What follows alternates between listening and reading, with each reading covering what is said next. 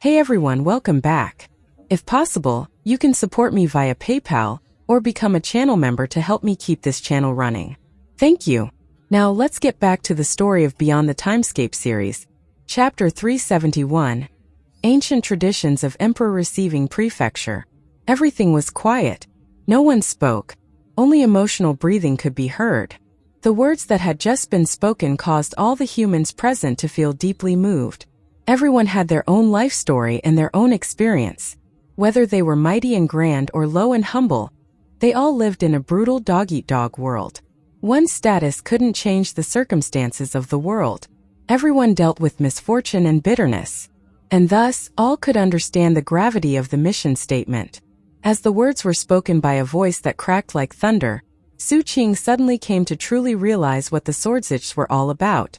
Whether or not the Swordsich lived up to the mission statement wasn't important. At the very least, it existed.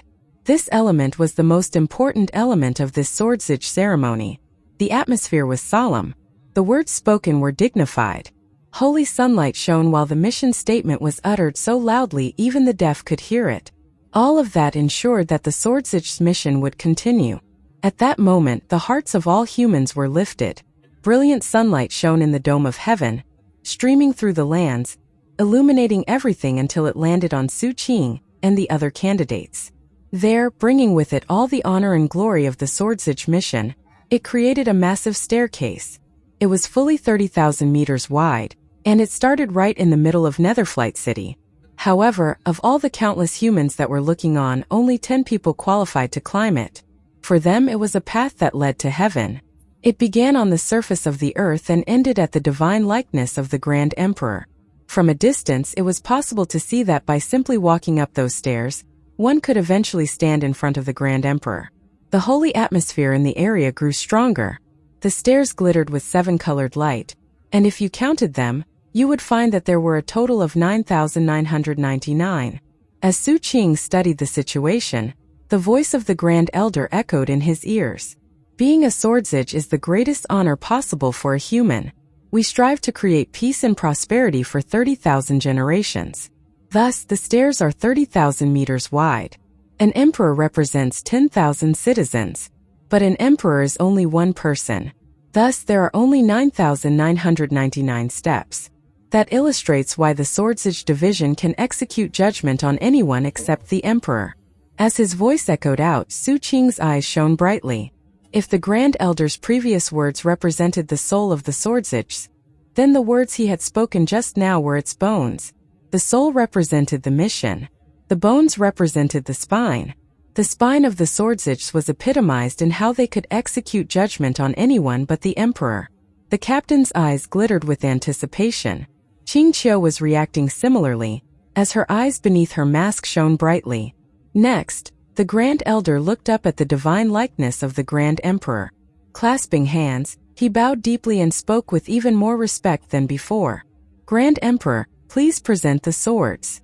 The two wings of Swordzichs all clasped hands in unison, then bowed toward the sky.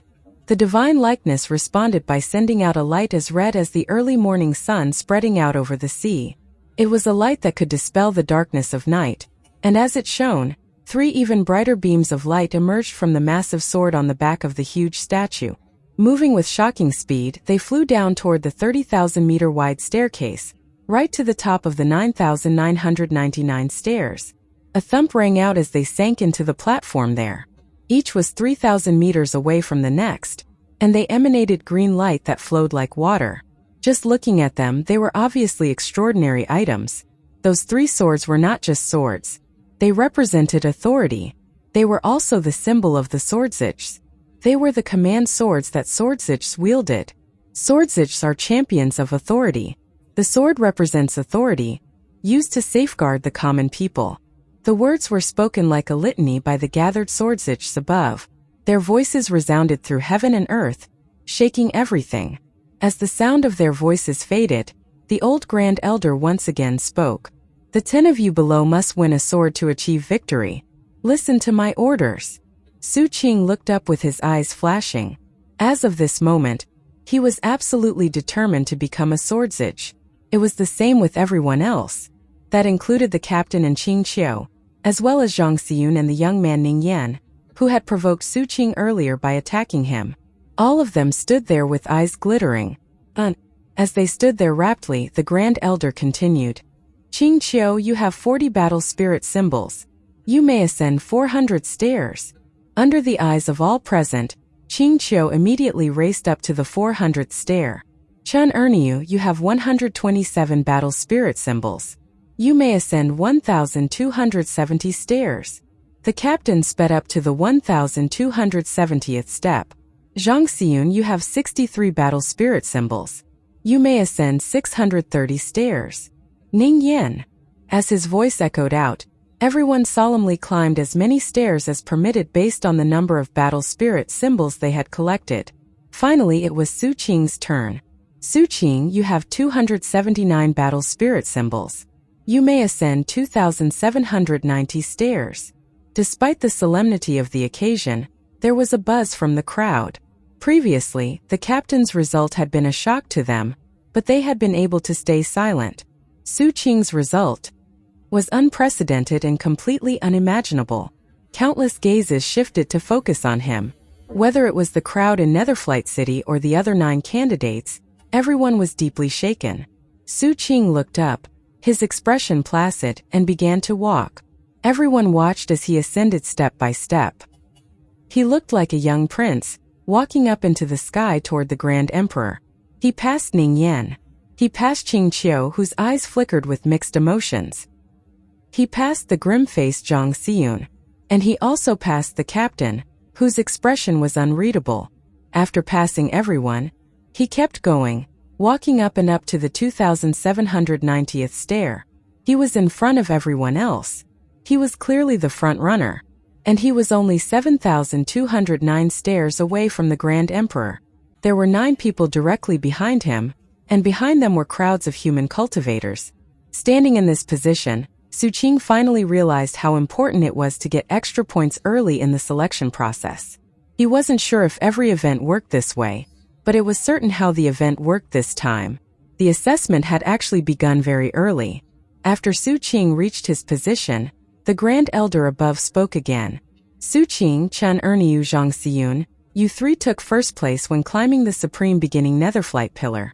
Because you climbed 9,000 meters, you may ascend another 3,000 stairs. 2. As the names were called out, the candidates all climbed higher. Su Qing was still in first place by a long shot.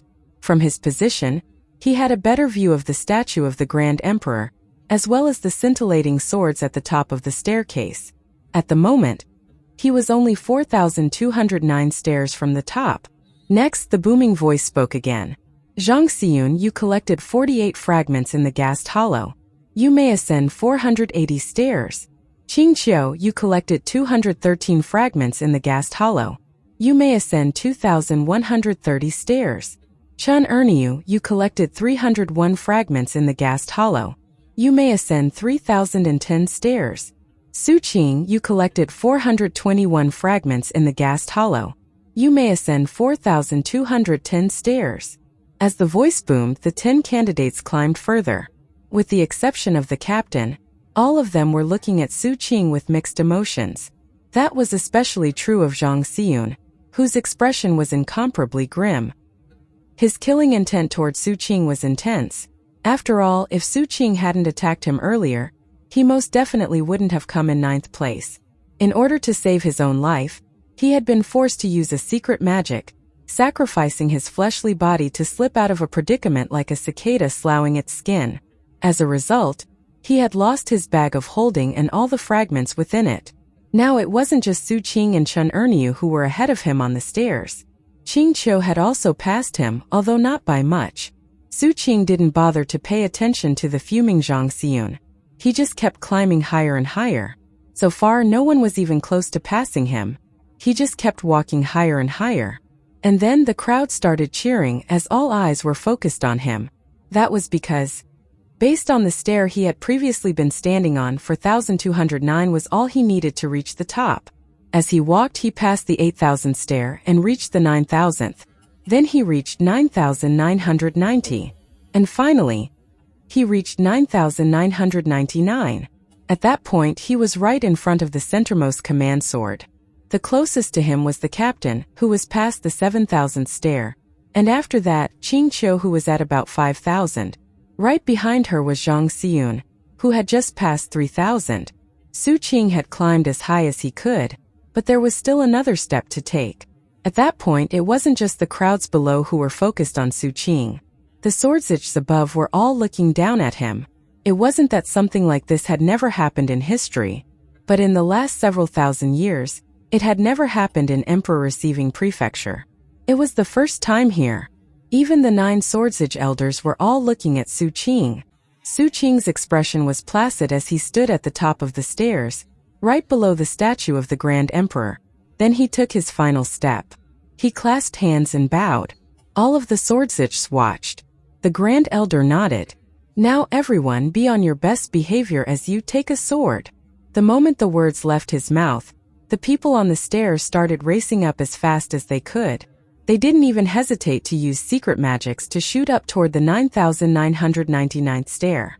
Su Qing, who stood as high as possible on the staircase, reached out, took the command sword, then turned and looked down at everyone. As he stood there, the command sword glittered brilliantly, illuminating him. At the same time, sunlight from the divine likeness behind him shone down. To everyone below, it seemed like, at that moment, he and the Grand Emperor were superimposed. In that moment of brilliance, with his face as fair as jade, the brilliant light made him seem like he was a Grand Emperor returned to life. Chapter 372. The consequences of provoking Su Qing. The Swordsage recruitment trial was an event full of holiness and dignity. It was the most orthodox of human ceremonies, and was something that no sect could match. The Swordsages had resources that other organizations simply couldn't tap into. Because of that, the ceremony and rules were naturally unique.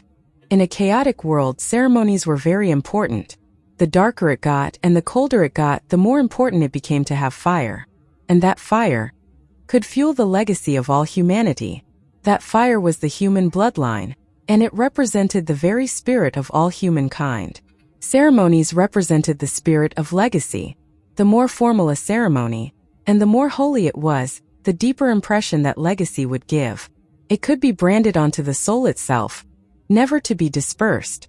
This was a Swordsage ceremony, but at the same time it was a ceremony for all humanity. In the Dome of Heaven, the Swordsages were organized by rank into 2 wings. The wing-like shape of their formation had significance. It was a symbol of how they offered protection. With their wings, they would offer shelter to humanity. Beyond that, they were willing to spread their wings wide and fly to the highest heights, all for the sake of humankind. The 9 Swordsage elders had solemn expressions on their faces as they bore witness to the events playing out. That itself was part of the ceremony. There were 4 on each side and 1 in the middle. Arrayed at different heights, they resembled a mountain or a sword. They represented the cutting edge of the Swordsages. They represented the command sword. The sunrise glow illuminated them from behind. Combined with the divine likeness of the Grand Emperor, his gaze encompassing all heaven and earth, meant they were the protectors of the legacy of humankind.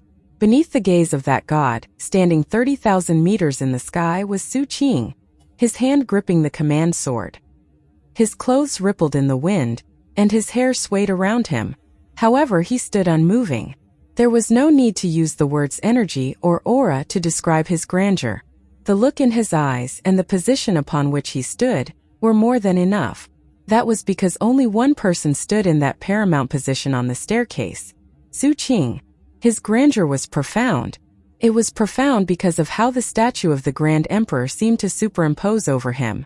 And it was profound because of the Swordsage mission. Normally speaking, this Swordsage ceremony was not supposed to focus profound grandeur on a single person. After all, in the end, it was merely an entry ceremony for new recruits. True grandeur was supposed to come later, when a Swordsage rose through the ranks and was promoted. But then Su Qing came along. During the assessment process, he climbed higher on the staircase than anyone in history. The other candidates had to scramble to the top, but he was already there. All he had to do was pick up one of the command swords. The moment he did so, he stopped being a participant and turned into a witness. He bore witness to what was happening on the stairs below, and all of the figures rushing up. There were now only 2 command swords left. which meant that only 2 people would succeed. Su Qing, of course, was the type of person who would seek revenge over the smallest grievance. He absolutely did not want Zhang Xiyun to succeed, and the rules didn't prohibit him from interfering.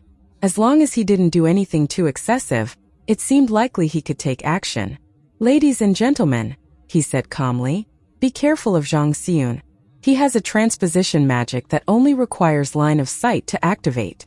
In the Gast Hollow, he used it on me in a very underhanded way." In response to his words, the expressions of the other candidates on the staircase flickered. The captain didn't slow down an iota.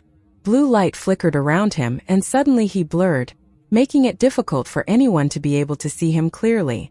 Then he accelerated dramatically, leaping 3,000 meters in a single bound. After that, he continued speeding upward. His goal was the command sword 3,000 meters to the left of Su Qing. Zhang Xiyun's face remained expressionless. Because of his losses in the Gast Hollow, he had fallen severely behind in the competition. He had also been badly hurt. As a result, he had planned to use his transposition technique to switch places with either Chen Erniu or Qing Qiu. After all, Su Qing had already found a way to deal with his transposition technique, and beyond that, had taken the lead in the event. Then there was the fact that the Grand Elder had just said to be on your best behavior. And finally, considering that holding a command sword meant that you were a swordsage, it seemed very dangerous to try to switch places with Su Qing. Unfortunately, Su Qing had spoken so quickly that Zhang Xiyun couldn't possibly have been prepared. Before he could even use his transposition technique, Su Qing interfered. Zhang Xiyun was understandably shocked, but didn't give up. Instead, he shifted targets to Qing Qiu. Meanwhile, the captain shot forward with blinding speed, seemingly ignoring the immense pressure weighing down on the staircase. In the blink of an eye, he reached the command sword and grabbed it excitedly. Then he turned to look at Su Qing. Su Qing looked back at him. They each grinned. It wasn't lost on Su Qing that the swordsages above hadn't done anything to interfere when he spoke moments ago. Therefore, he decided to speak again. "Zhang Xiyun, you coveted that pentagonal log cabin in the Gast Hollow, and even planned to destroy it. What's more, you know the Gast Hollow like the back of your own hand. You might claim to be unaware of what lay down there, and you might want us to believe you didn't have ulterior motives except... No one believes you. Your plots, your schemes, and your very actions are all extremely suspicious. As a swordsage, I, Su Qing, hereby request that the various elders of the Swordsage Court inspect Zhang Xiyun." Zhang Xiyun was currently speeding past the 7,000th stair. At the same time, he was targeting Qing Qiu, who was around the 9,000th stair. When he heard Su Qing's words, it struck him deeply. Not even Li Ziliang's will implantation techniques worked on him, mostly because they were based on lies. That made the technique easy to resist. But Su Qing didn't just openly reveal his own secrets. Beyond that, he actually requested that the elders inspect him. This was no will implantation. This was outright humiliation. Zhang Xiyun knew that he didn't have time for a lengthy explanation. But at the same time, he had no idea how to smooth things over in the heat of the moment. But he couldn't say nothing. Therefore, he tried to stay calm. That's absolute nonsense. Then he kept working on his transposition technique. Unfortunately, what had just played out caused big problems for his ability to focus mentally. Exactly as his transposition technique locked onto Qing Qiu and activated, her eyes glittered, and she shot backward at high speed. The further one got up the stairs, the greater the pressure, and the slower one moved. But moving backward was easy. Considering that she was actually attempting to accelerate backward, that made it so that, in the shortest of moments, she was able to drop back down to roughly the 3,000th stair. The transposition technique worked. Zhang Xiyun successfully moved from the 7,000th stair to roughly the 3,000th. Meanwhile, Qing Qiu switched to the 7,000th. Before, they had only been about 2,000 stairs apart. Now they were about 4,000 stairs apart. In the blink of an eye, an evil ghost suddenly appeared above Qing Qiu. It had previously been building up power, and now it looked back at Zhang Xiyun, opened its mouth, then snapped it shut. A tremor passed through Zhang Xiyun as his defenses automatically fought back against the attack. At the same time, the backlash from his own technique hit him, forcing him to stop in place. Qing Qiu's method of dealing with his transposition technique was simple. But the simpler such methods were, the more difficult they were to anticipate. Meanwhile, Qingqiu took advantage of the moment to employ a secret magic. Red light glowed around her as numerous shadowy projections of herself appeared. Then she spat out 7 mouthfuls of blood to achieve a dramatic acceleration. Using that boost, she shot to the top of the stairs and grabbed the third command sword. The moment she grabbed it, she coughed up a huge mouthful of blood which contained chunks of internal organs. Obviously that secret magic had come with a huge price and a dangerous backlash. She sagged in place so unstably it seemed like she might collapse. However, by leaning against her evil ghost scythe, she was able to remain standing. Though she was very weak at that moment, her eyes shone with determination. For some reason, Su Qing felt like he had seen that exact same look before, though he wasn't sure where. As Su Qing searched through his memories, Zhang Xiyun stood there in defeat. Fury burned in his heart as he glared at Su Qing. Looking up to the swordsage in the dome of heaven, he cried, "Su Qing slandered me. He interfered with the assessment. This matter. I'll step in to explain things for my little junior brother," the captain interrupted, sounding very serious. "Sorry about all this, Zhang Xiyun. It was all just a misunderstanding. You're really a good person." The captain blinked a few times, then looked over at Qingqiu, who was currently gasping for breath. "What do you think, fellow Taoist Qingqiu?" Qingqiu hated Mad Dog and Ghost Hand, but she also knew that this matter related to her own position in the final standings. "I agree that it was a misunderstanding," she said coldly. "Sorry about that, Zhang Xiyun. You're a good person." Both had openly called Zhang Xiyun a good person. However, that didn't do anything to dispel the rage in Zhang Xiyun's heart. In fact, it made it worse. He was just about to say something further when a middle-aged man stepped out from the left wing. It was the same man who had previously read out the name list. He clasped hands and bowed to the Grand Elder. Obviously, he had noted that the Grand Elder didn't say anything regarding what was going on. Given how long he had served with this Grand Elder, he could tell what the man was thinking. In fact, he was the very same person who, that day at the altar, the Grand Elder had asked for more information about Su Qing. Even back then he had been able to discern from the look in the Grand Elder's eyes what he thought about Su Qing. Turning to the staircase, he spoke in a solemn voice that echoed through heaven and earth. "The Swordsage recruitment event is now over." The other candidates on the 9,999-step staircase all vanished and reappeared down below, including Zhang Xiyun. He stood there with his hands balled into fists, his eyes bloodshot, and his heart bursting with rancorous energy. Next to him was Ning Yan from the small sect, who had previously tried to attack Su Qing on the pillar. Ning Yan's face was ashen, and his expression one of disappointment. However, deep within his eyes there was still a bit of hope. It was the same with all the other candidates. They were all sad but hopeful. After all, they still had a chance. That said, no matter how defiant and emotional they were, nobody was paying any attention to them right now. All eyes were on the figures atop the holy staircase. There stood Su Qing, the captain, and Qingqiu. On this day, 3 people have been selected as swordsages: Su Qing, Chen Erniu, Qingqiu. Congratulations to all of you. As he spoke their names, he looked from one to the other, though his gaze lingered longest on Su Qing. Then he clasped hands and bowed to them. The rest of the swordsages did the same. Expressions solemn, they bowed. It was a welcoming bow that did not relate to matters of seniority. All new swordsages were treated with the same respect. Looking very solemn, Su Qing and the others returned the bow. "Henceforth, the 3 of you are officially swordsages," the middle-aged man continued. "Furthermore, by resolution of the Swordsage Court, disciple Ning Yan, you are hereby declared a runner-up, and are now an adjunct swordsage. You will be sent to the Swordsage Palace in the county above for your appointment and further training. There, you'll have another chance to acquire a command sword and possibly become an official swordsage.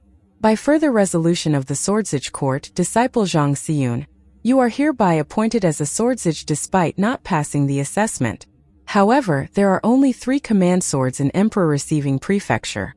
Therefore, you will be sent to the Swordsage Palace in Sealing County to request your command sword. Now the 2 of you approach." Ning Yan hurried out and started climbing the stairs. As he ran up, his eyes shone brightly and he was trembling. Everyone in the audience looked moved. Meanwhile, the other candidates sighed with regret. All of them had been hoping to be declared a runner-up. After all, there were always runners-up in swordsage recruitment events. Although not every adjunct swordsage who was sent to the county above would end up receiving an appointment, at least it was an opportunity. Zhang Xiyun was the only one who looked just as angry as before. Walking forward, he climbed up the stairs along with Ning Yan. When he reached the top, he stood off to the side. Su Qing looked over calmly at Ning Yan. When Ning Yan noticed that, he shrank back a bit. He had been excited, but now he suddenly felt like a bucket of cold water had been poured on his head. He didn't even dare to meet Su Qing's eyes. Su Qing then turned to look at Zhang Xiyun, and noted the coldness in his eyes. Su Qing, meanwhile, looked completely expressionless. Finally, he turned his attention to the dome of heaven as he waited for the ceremony to finish. Somehow, the middle-aged man's voice grew even more somber as he continued. And now, as all swordsages here bear witness, the 5 of you will approach the divine likeness of the Grand Emperor. There, your heart will be assessed and you will make your pledge. After, you will receive a blessing from the Grand Emperor. Apparently, this part of the ceremony was of utmost importance to the swordsages. This is the final and most critical aspect of becoming a swordsage. The Grand Emperor will observe you closely, therefore, all of you must answer with utmost sincerity and from your heart. None of us will be privy to what you say in response. Only you and the Grand Emperor will know. The divine likeness of the Grand Emperor will shine light based on your answer. However high the light shines, that will represent how much the Grand Emperor approves of your answer. From ancient times until now, an emperor receiving prefecture, new swordsages usually provoke light from between 180 to about 3,000 meters. The captain leaned over to Su Qing and blinked a few times. Given the solemnity of the occasion, he didn't dare to speak out loud, so instead, he projected a message to Su Qing via divine will. Hey little Ah Qing, guess what? It's a total sham when they say you get a blessing. You listen to me. There are 2 purposes to this part of the event. The first is to make sure that you're actually human. The other is to serve as a swearing-in ceremony. Trust me, all you need to do in response to the Grand Emperor's question is make yourself look as good as possible. The results don't affect your status as a swordsage, and there's no actual reward. At most you might gain some face. That said, you have to think carefully about how you brag. Even though it won't affect your status, I've heard that they record the results in your official record, and that it can affect further promotions and whatnot. So think long and hard before you answer. As you might imagine, though, I don't need to do anything like that. I've been preparing for his moment for a very, very long time. After we got here to Emperor receiving prefecture, I spent a lot of money to get a list of all the questions the Grand Emperor has asked over the past several thousand years. I even got some of the questions from other prefectures. In total, I got access to 1,789 commonly asked questions. With those questions, I, your eldest brother, was able to spend time thinking about the absolute best answer to all of them. Then I memorized those answers. I can recite each one perfectly. You might have taken first place just now, but in the next section, I can tell you ahead of time that my light will shine the highest. The captain's eyebrows danced up and down as he looked at Su Qing, seemingly extremely pleased with how far-reaching and all-encompassing his strategic skills were. Su Qing ignored him. He didn't care how high that light ended up shining. If it didn't affect his status as a swordsage and there was no reward, then it was essentially meaningless. Therefore, he would just answer from his heart. As Su Qing pondered that, the middle-aged cultivator's somber voice echoed from above. All of you advance 300 meters. Su Qing began to walk, as did the others, until they were all getting very close to the divine likeness of the Grand Emperor. Chapter 373, Body of a God. Just as the captain had said, this assessment of the heart was essentially just a swearing-in ceremony. When the divine likeness of the Grand Emperor asked a question, and the answer given, it was a method to confirm that the candidate was human, and also assess their temperament. It wasn't very important in the sense that, even if one completely failed, they would still become a swordsage. It was important in the sense that the results could affect future promotions and assignments. Generally speaking, when matters relating to humankind itself were involved, the light emitted during the Grand Emperor's assessment would be a very important factor. Though cheating was possible, The only way to succeed at that would be to have the power to swindle the divine likeness. Though the statue was not actually the fallen remains of the Grand Emperor, it was connected to the statue in the imperial capital by means of a fragment of the Grand Emperor's soul. And because all of the various statues had been worshipped by humans for many years, they had developed shocking abilities. That was why the statues were the epitome of holiness among humans, and now watched over the Swordsich. As Su Qing and the others approached, the pressure of the statue weighed down on them, and the hard assessment began. The first to be questioned wasn't Su Qing, it was Qing Qiu. A seven-colored glow emerged from the statue's forehead, which shone down on her. Everyone down below watched solemnly, and the Swordsich above bore witness with their gazes. Qing Qiu shivered, and her evil ghost scythe trembled and closed its eyes, not daring to even move. The scythe could sense the divine will sweeping over it and then converging on Qing Qiu. None of the observers could sense that divine will and how majestic it was, but the scythe could. What Qing Qiu saw was a vast starry sky stretching out in front of her. Up above her was a dazzling sea of light. It was so eye-catching to her that she didn't even bother looking down. Within that majestic light, she could just barely make out a holy figure. Compared to that figure, she felt minuscule. Confusion flickered in her eyes, but then a staunch faith replaced it. A voice spoke to her, soft and languid. "Don't be nervous, little girl. Let's talk about the broken face of the god. Tell me, what is that god?" Qing Qiu was visibly surprised at the kindness she heard in the voice. That wasn't what she had been expecting. Given how grand and magnificent the Grand Emperor's divine likeness was, she had assumed the voice would boom with godly might. Instead, it sounded intimate. She hesitated for a moment. Then her mind cleared and she saw an image. Looking at that image caused her eyes to glaze a bit. But then the answer to the question appeared, and she felt compelled to speak it out.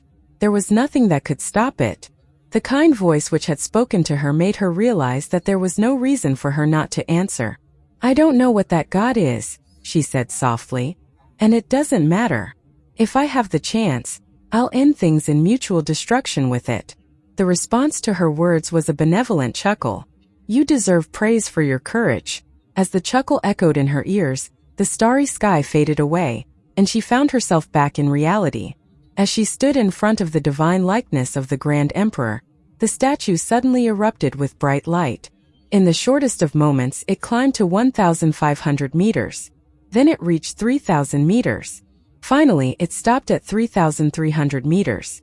A 3,300-meter pillar of light illuminated the dome of heaven, plain for everyone to see. The Swordsich above all exchanged glances. As for the middle-aged man who was officiating, his eyes glittered with praise. The 9 elders were all looking closely at Qing Qiu. She was the first to be assessed, and her light rose past 3,000 meters. That was not a record in Emperor Receiving Prefecture, but it was also not commonly seen.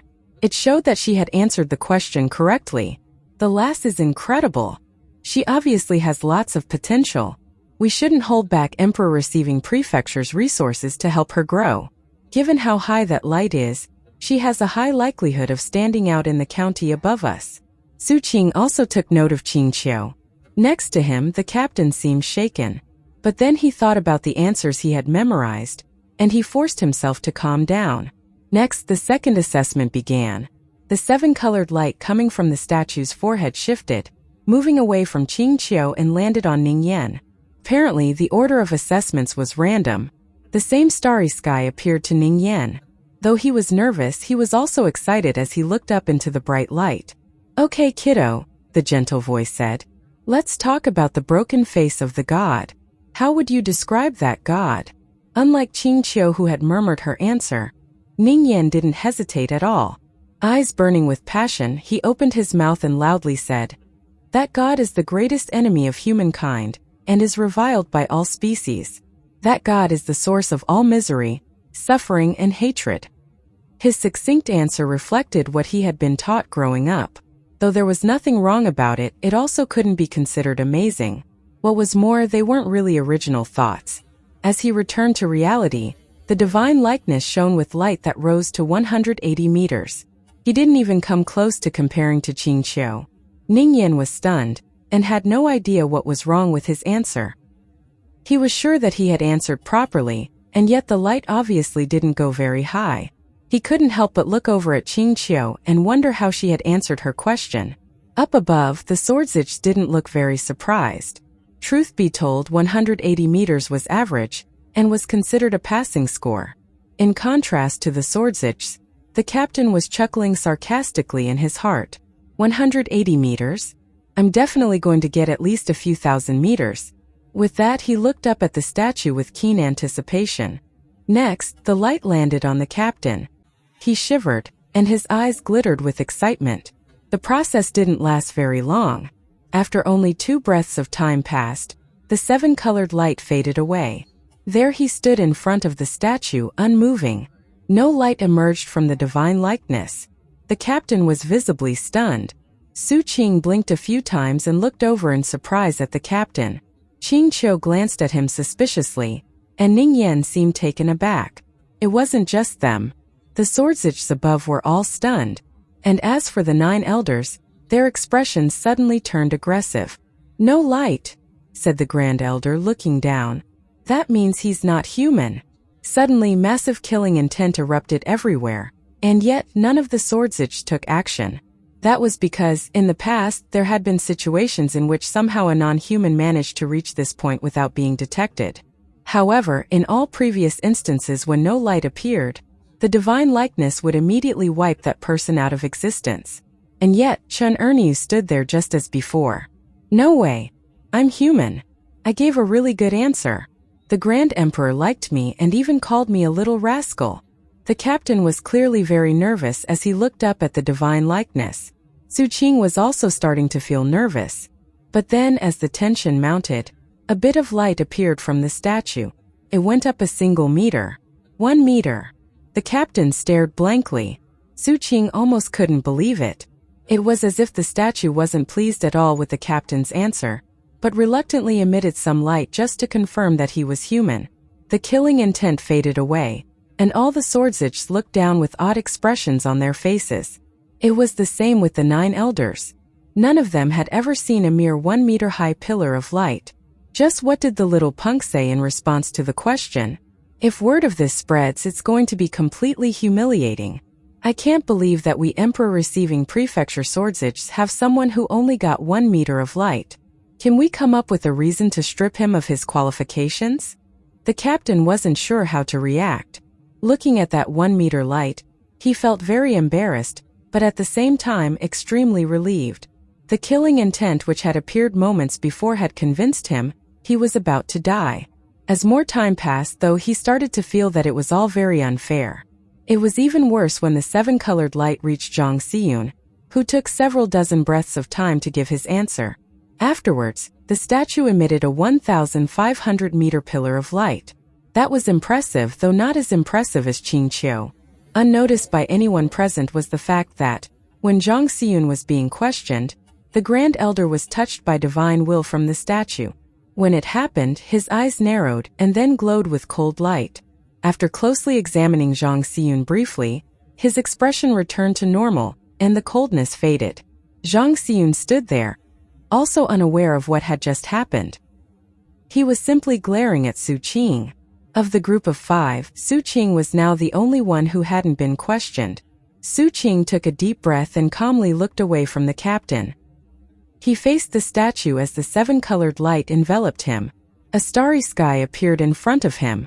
As he hovered there, he noticed the brilliant sea of light overhead, and yet instead of looking up, he looked down. That was his habit, as he liked to be aware of his surroundings. When he did that, his pupils constricted. What he saw was a huge continent. It was a gigantic landmass that seemed about half as large as the starry sky itself. Above that landmass, he saw the broken face of the god. The god's hair flowed free, drooping down, hanging over half of the continent. Behind the broken face, there was a golden spine. It was very long, stretching past the borders of the continent, almost wrapping around it. At the same time, it seemed to be shrinking. It had no arms and no body, no legs. Just that spine made of seemingly innumerable vertebrae. Every bone seemed incredibly majestic and radiated with boundless godliness. And half of the head formed the broken face of the god. which existed on the most paramount of life levels. Just looking at it, Suqing felt like he might collapse. His mind trembled violently. However, he could also sense that he was in a state of protection. What was more, this was illusory. Otherwise, he wouldn't be able to endure, and would be destroyed in body and soul. Then a gentle voice spoke to him. All the others looked at me. None of the others looked down like you. I feel like you wanted to see the world below, so I let you. None of the others saw that. And now I'd like to ask you a question. How would you describe that God? Chapter 374. You never change. How would you describe that God? Suqing wasn't sure if this was the same question the others had been asked. Even if it was, he had no idea how they answered. As he hovered there in the starry sky, he looked down at the terrifying broken face of the god. He saw the golden spine wrapping around the continent, almost as if the continent were food to it. He felt blank. He suddenly envisioned himself much younger, staring up into the sky as the eyes of that unsurpassable god opened. After that, his family was gone. Everything good in his life vanished. He was left alone in the blood rain, scared, hesitant, weeping, and powerless. Suqing didn't say anything. He thought of his years as a kid on the streets. Back then, he would eat anything, whether it was food or not, just to survive. There had only been one line he wouldn't cross, and that was cannibalism. He'd smelled the aroma of human flesh being cooked. He had also watched people being eaten alive or boiled into stew. There had been times when he was starving, but when he looked at the cannibalistic scavengers, and then the broken face of the god in the sky, he decided that it would be better to die than live like that. There were two things he feared the most: being hungry and being cold. That was why winters had always been life or death struggles. He had seen a lot of people freeze to death. He had stripped dead people of their clothes to stay warm. In fact, back then, all of his clothes had been taken from dead bodies. That was one reason he had always prized new clothing. And then there was mutagen. It was a slow torment that slowly burned away your bones down to the marrow, filling you with extreme agony. Back when he had been the lowest of the low, he had seen endless misery. And he had seen the most dismal aspects of humanity. There were many people like that, people who lived in torment without any hope for the future. When he had hovered on the brink of death, he would look up at that broken face of the god, which seemed both majestic and cruel. Its face was clean, and its expression placid. Suqing maintained silence. He thought back to the time when he'd finally settled down in the slums of that small city. When the god's eyes opened that second time, it was different. The city didn't vanish. He saw numerous greenish-black corpses. He saw people mutated into vicious fiends. He saw people ripped to shreds. He saw rotting, stinking flesh. He thought about the red moon and that breathing entity atop it. He thought about how vicious that entity was. Finally, he thought about the golden eye in the gassed hollow, and the young woman in red, seated in the log cabin and singing placatingly. He thought about all of those things, and they superimposed with the broken face of the god outside the revered ancient mainland. Then he thought back to the things he would say when he was younger. How would he describe that god? A son of a bitch, he said, looking up at the bright light and the figure just barely visible within it. His words caused the light to tremble slightly. What did you just say? Asked the gentle voice. I said, that god is a son of a bitch. He spoke the word earnestly, and then he followed them up with more words. When I was young, I called that god a rat bastard. Suqing pointed at the broken face of the god below. And a damned asshat. Suqing thought for another moment, then continued, and a dog fucker.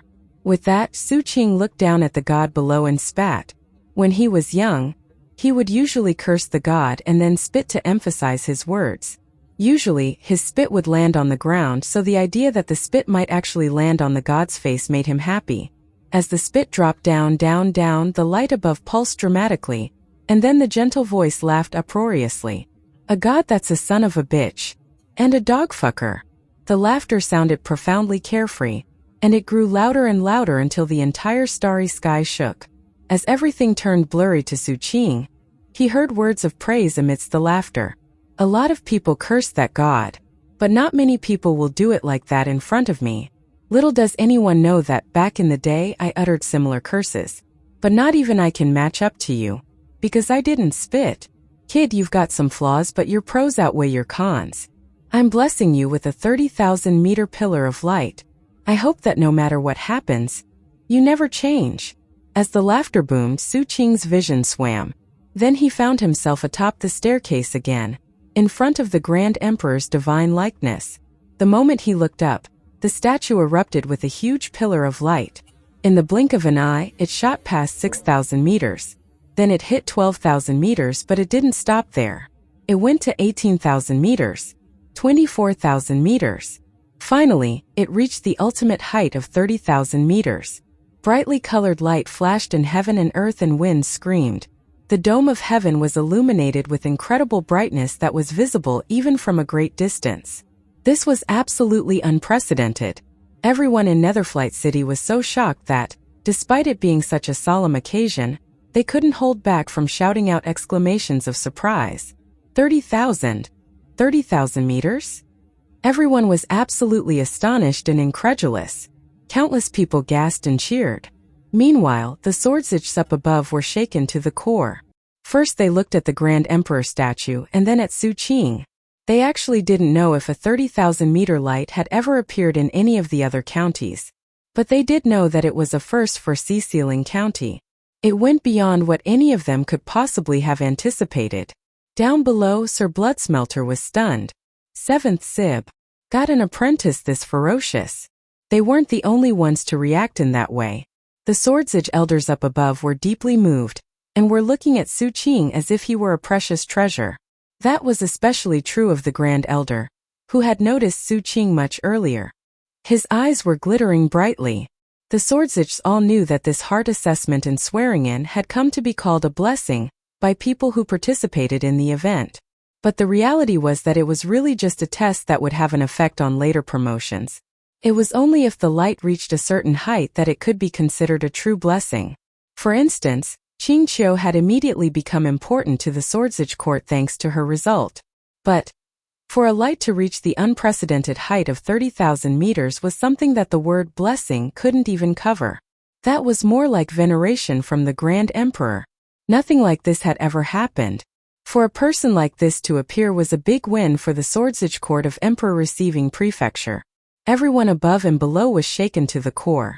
Qing Qiu was stunned, and her feelings were impossible to describe as she stared at Su Qing, her eyes shining. In her mind, the evil ghost scythe said, "No, let's not end in mutual destruction with him. He scares me." Off to the side, Ning Yan trembled, and his eyes shone with deep fear. After all, he had previously attacked Su Qing, and that made him so nervous he was sweating. The captain was also dumbstruck. All he could do was stare at that 30,000-meter light and wonder what was going on. But why? Why did I only get 1 meter? I gave a good answer. I wonder what answer little Ah Qing gave? The captain looked at Su Qing and felt incredibly curious. Of course, he wasn't the only one. Everyone wanted to know how Su Qing had answered his question.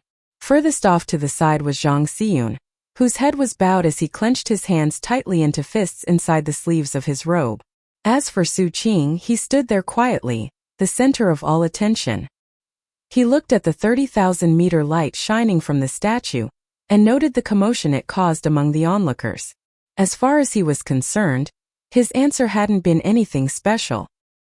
He just uttered some curse words that he'd heard people use even when he was young. When life got hard, even people who feared that God would vehemently utter curses. It was the courage of a nobody, and also the sorrow of a nobody. Then Su Qing thought about what the Grand Emperor's divine likeness had said. It made him think of his time in the slums, and how people who were about to die would become fearless enough to sarcastically mock the city magistrate. Of course, when they had enough to eat, then they would act just like the rich people, and would be polite and respectful to the magistrate. In the heat of the moment, Su Qing hadn't been sure if his answer was correct, until the divine likeness responded to him. I hope that no matter what happens, you never change. Su Qing nodded. Meanwhile, outside of Emperor Receiving Prefecture, in the distant capital of Sealing County, in the Swordsage Palace, the Dao Bell tolled. The Dao Bell of the Swordsage Palace was a gift from the imperial capital, and it would only toll when something momentous happened. Today it unexpectedly rang. Although it only told once, it provoked a visible reaction of surprise from everyone in the Swordsage Palace. All were shocked, and soon people found out why. In Emperor Receiving Prefecture, a new Swordsage by the name of Su Qing was blessed with a 30,000-meter pillar of light by the Grand Emperor. As a result, our Dao Bell told a single time. That information was a big shock to all the Swordsages in the palace, and it fixed one name in their minds: Su Qing.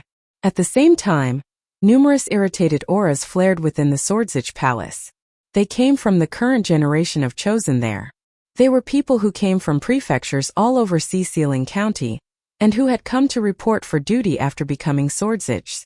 Emperor Receiving Prefecture was far away, near the sea, and was thus the final location to host a Swordsage recruitment event.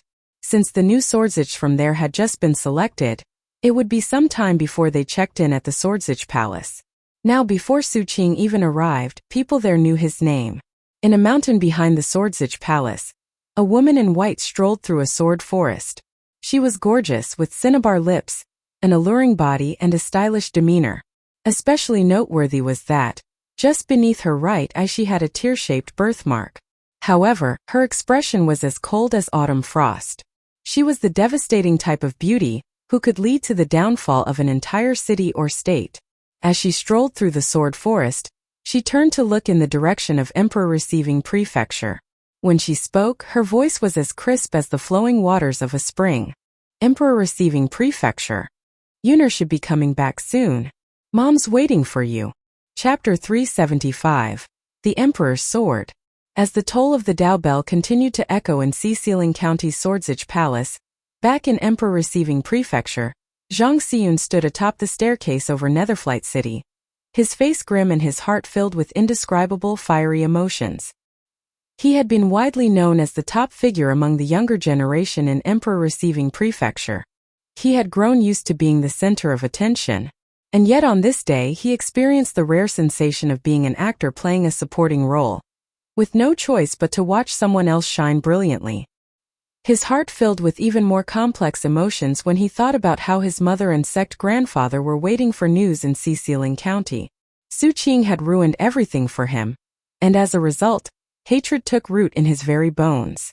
If Su Qing hadn't pulled a fast one on him, he would have achieved his goal. After all, he hadn't been after the life lamp in that log cabin, but rather something else inside. But his hopes had gone up in smoke. He would just have to wait until the next time the Swordsage Court lifted the supreme beginning Netherflight pillar, and there was no telling how many years would have to pass before that happened. Mother is going to be so disappointed. The truth was that he didn't care much about his sect grandfather, but he did care a lot about his mother. His father had passed away when he was young, and his mother had always been very strict with him, instilling within him a fear of her. As a result, he had worked hard on his cultivation in order to avoid disappointing her. In his heart, he longed for his mother to say she was proud of him. Such thoughts caused his insides to burn as if with fire as he glared at Su Qing. Su Qing ignored Zhang Xiyun's gaze. Focusing on the divine likeness of the Grand Emperor, he clasped hands and bowed deeply. The Swordsages above and the cultivators below all looked on. Though everyone was shaken, they were also curious. Everyone wanted to know what the Grand Emperor had asked, and how Su Qing had answered. That was especially true of the captain, who was so curious he felt like an infinitude of cats were clawing around inside of him. On the one hand, he felt embarrassed, but also he really couldn't think of what Su Qing might have said. It was in that manner that the Swordsage recruitment event ended. The Grand Emperor's divine likeness disappeared, and the seven-colored staircase vanished into the light. Everything went back to normal. Su Qing and the others were notified that they had 1 year to report to the Swordsage Palace in Seasealing County. There they would receive their Swordsage legacies and assignments, as well as boundless destined opportunities. Such things were very important to new Swordsages. The former represented the chance to boost their battle prowess, while the latter represented the traditions of humankind. What was more, the county capital of Seasealing County was in the middle of the county, and was a place where human chosen from all over would gather. There were chosen from other species there as well. Someone who could rise to prominence in the capital city would truly make a name, and would truly stand at the ultimate peak. Many chosen from various sects thought in that way, and believed that if they wanted to become like the ancient emperors and imperial sovereigns, then they needed to crush all the competition starting from when they were young. By getting more destined opportunities and more good fortune, they could lead the pack and eventually crush everyone. After all, that was what all of the ancient emperors and imperial sovereigns had done in the past. Compared to the county capital, emperor receiving prefecture was considered remote. It was many prefectures away from the capital, and though it was possible to teleport there, the Swordsage court wouldn't throw away money on new recruits just for that. It didn't matter how important a new recruit was, unless they somehow surpassed the Swordsage court, then they would make their own way to the capital city. The Swordsage court wasn't in the practice of growing greenhouse flowers, and thus the recruits would make the long journey as a form of training. With the recruitment event over, Sir Bloodsmelter had called for a celebratory banquet for Su Qing and the captain in the 8-sect coalition garrison. As the festivities played out, the captain pulled Su Qing outside and said, "We need to plan ahead wisely. As your eldest brother, I've done all the thinking. By using public teleportation portals in various prefectures, we can make the trip in about 8 months. Assuming we hurry. In terms of the exact route, we don't need to worry about it too much. There have been other Swordsage from the 8-sect coalition in years past, so there have long since been subsidiary sects set up along the path to Sealing County. We can rest in those places on the way. Besides, once we're back in the coalition, someone will be assigned to help us.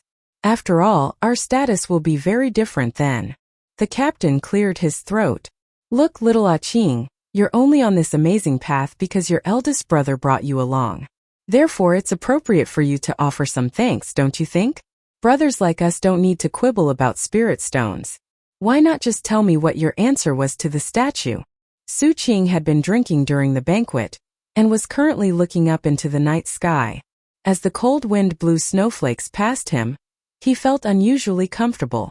Turning to the captain, he said, "Eldest brother, look. Your eye and ears grew back." The captain looked very pleased with himself. "Well, that's a given. If I want them to grow back, they grow back. Amazing, huh? By the way, little Ah Qing, you." Su Qing took out an apple and handed it to the captain. "Captain, congratulations on becoming a Swordsage." The captain reflexively accepted it, took a bite, and was about to ask another question. But then Su Qing dropped down onto a snowbank and looked up into the starry sky, where it was just possible to see the broken face of the god. He took a drink from the flagon of alcohol he had in his hand. "Eldest brother, what exactly is a god?" The captain also looked up into the sky. After thinking for a moment, he sat down next to Su Qing on the pile of snow and took another bite from his apple. "Gods? Heh, do you think they taste good?" Su Qing laughed softly. There was no way the captain had answered in that way to the Grand Emperor. Otherwise, his pillar of light wouldn't have been only 1 meter. More snow blew in the wind. Su Qing didn't say anything further.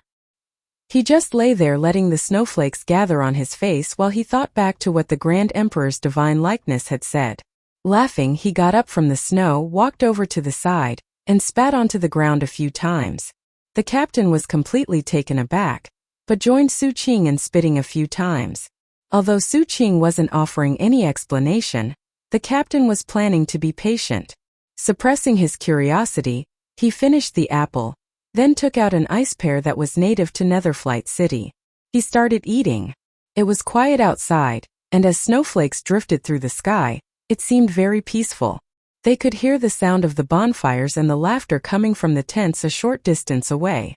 At some point, Yin Yan showed up. Seeing Su Qing and the captain sitting in the snow, she scooted over to sit next to Su Qing, then lay down at his side. High in the sky were Sir Bloodsmelter and Guru Eastnether. As they hovered there, they looked down on Su Qing, the captain, and Yin Yan. "How nice to be young," Sir Bloodsmelter said with a sigh. Looking curiously at Guru Eastnether, he continued, "How do you think that little punk answered the question? Some people from the Swordsage court came today, and hinted that they wanted to know." Guru Eastnether looked back at him coldly. Sir Bloodsmelter blinked a few times, then cleared his throat and used a different word to describe Su Qing. "How do you think that grandson-in-law of yours answered the question?" A smile broke out on Guru Eastnether's wrinkled face. She nodded. "When we get back to the coalition, You can have your son-in-law ask his apprentice for the details. There's still plenty of time. The Swordsage court asked us to stay for a few more days.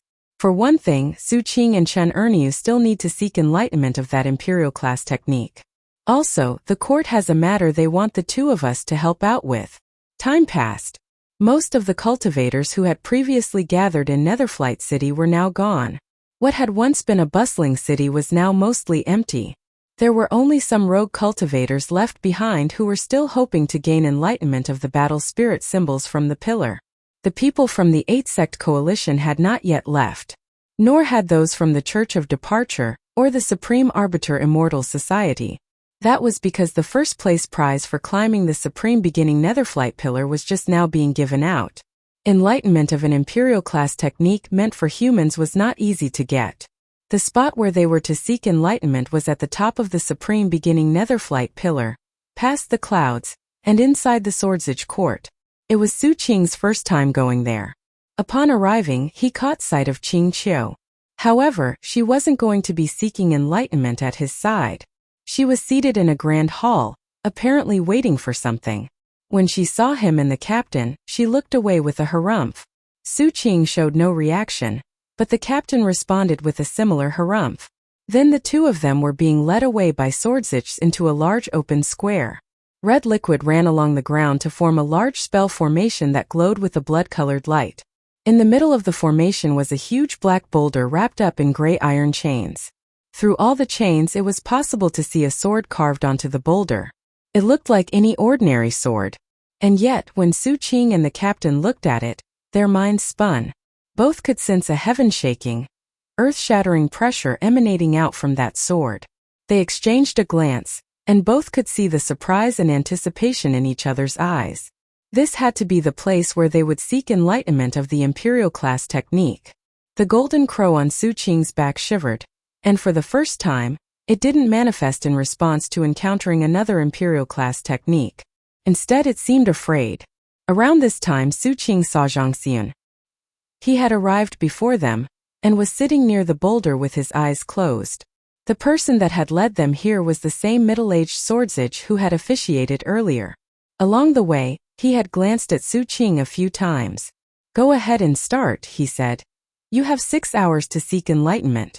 After that, the spell formation will automatically remove you. Treat this opportunity as something precious." Normally speaking, only Swordsages with a lot of military credits are able to seek enlightenment here. That's because the name of this Imperial class technique is the Emperor's Sword. The Emperor's Sword, also called Sword of the Swordsage, was created by the Grand Emperor. It's a rare technique that can be comprehended by many people at the same time. It belongs solely to humankind, and is in the care of us Swordsages. You could say that the reason why the Swordsages of the past were able to dominate countless other species, and also why we managed to hold on to the afterglow of that glory now, is largely because of the Emperor's Sword. After you gain some enlightenment, you'll understand why. With that, the middle-aged Swordsage turned and left. Without any hesitation, Su Qing and the captain rushed forward, picked spots in which to sit down cross-legged, and began seeking enlightenment. All of a sudden, Su Qing realized that the captain was actually sitting a bit closer to the boulder than he was. Feeling suddenly alarmed, he sent a message via divine will. "Eldest brother, if you take a bite, then I have the feeling I'll be going to Sealing County alone." The captain turned and looked begrudgingly at Su Qing. Chapter 376. Erniu's Answer. Su Qing closed his eyes and cast his senses into the black boulder. The moment he made contact, something like a fog appeared in his mind. Faintly discernible murmuring came from within the fog, seemingly near, seemingly distant. The sword of an emperor should not be casually unsheathed, but once unsheathed, it can destroy the heavens and crush the earth. Shaken, Su Qing listened carefully. Gradually, the murmuring turned into streams of information within his very soul. Each bit of information told him something about the Emperor's Sword. The Emperor's Sword, also known as Sword of the Swordsage, was one of the orthodox imperial class techniques of humankind, and was the creation of Yuan Zaiji, Grand Emperor of Immortal Ultra-Brilliance. It was designed to kill, was filled with formidable power, and could slaughter endlessly.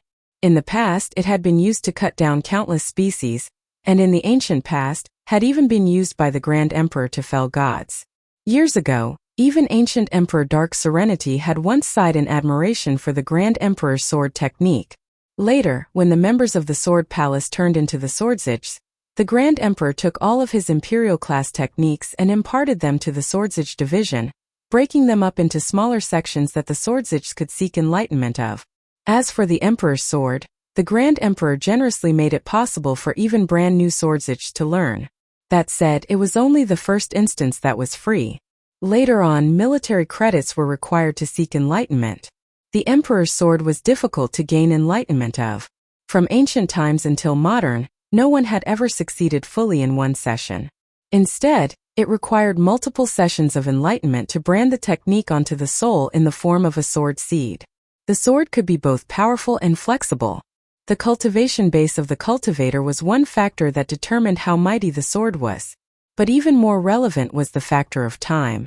The Emperor's sword needed time to gather power, and wasn't to be casually unsheathed. What was more, the more time it was given to gather power, the more terrifying it would be when unsheathed. After being unsheathed, the sword would return to its ordinary state. However, the power that could be unleashed was shocking. In the past, there was a Swordsage who didn't unsheath his sword for 2,000 years. Then when he did unsheath it, his peak nascent soul cultivation base actually surpassed the power of the Spirit Trove realm, allowing him to easily slaughter a void-returning opponent. Of course, that happened before the arrival of the broken face of the god, back when the spirit energy of heaven and earth was abundant, and living beings had shocking longevity. The modern world couldn't compare to the ancient world.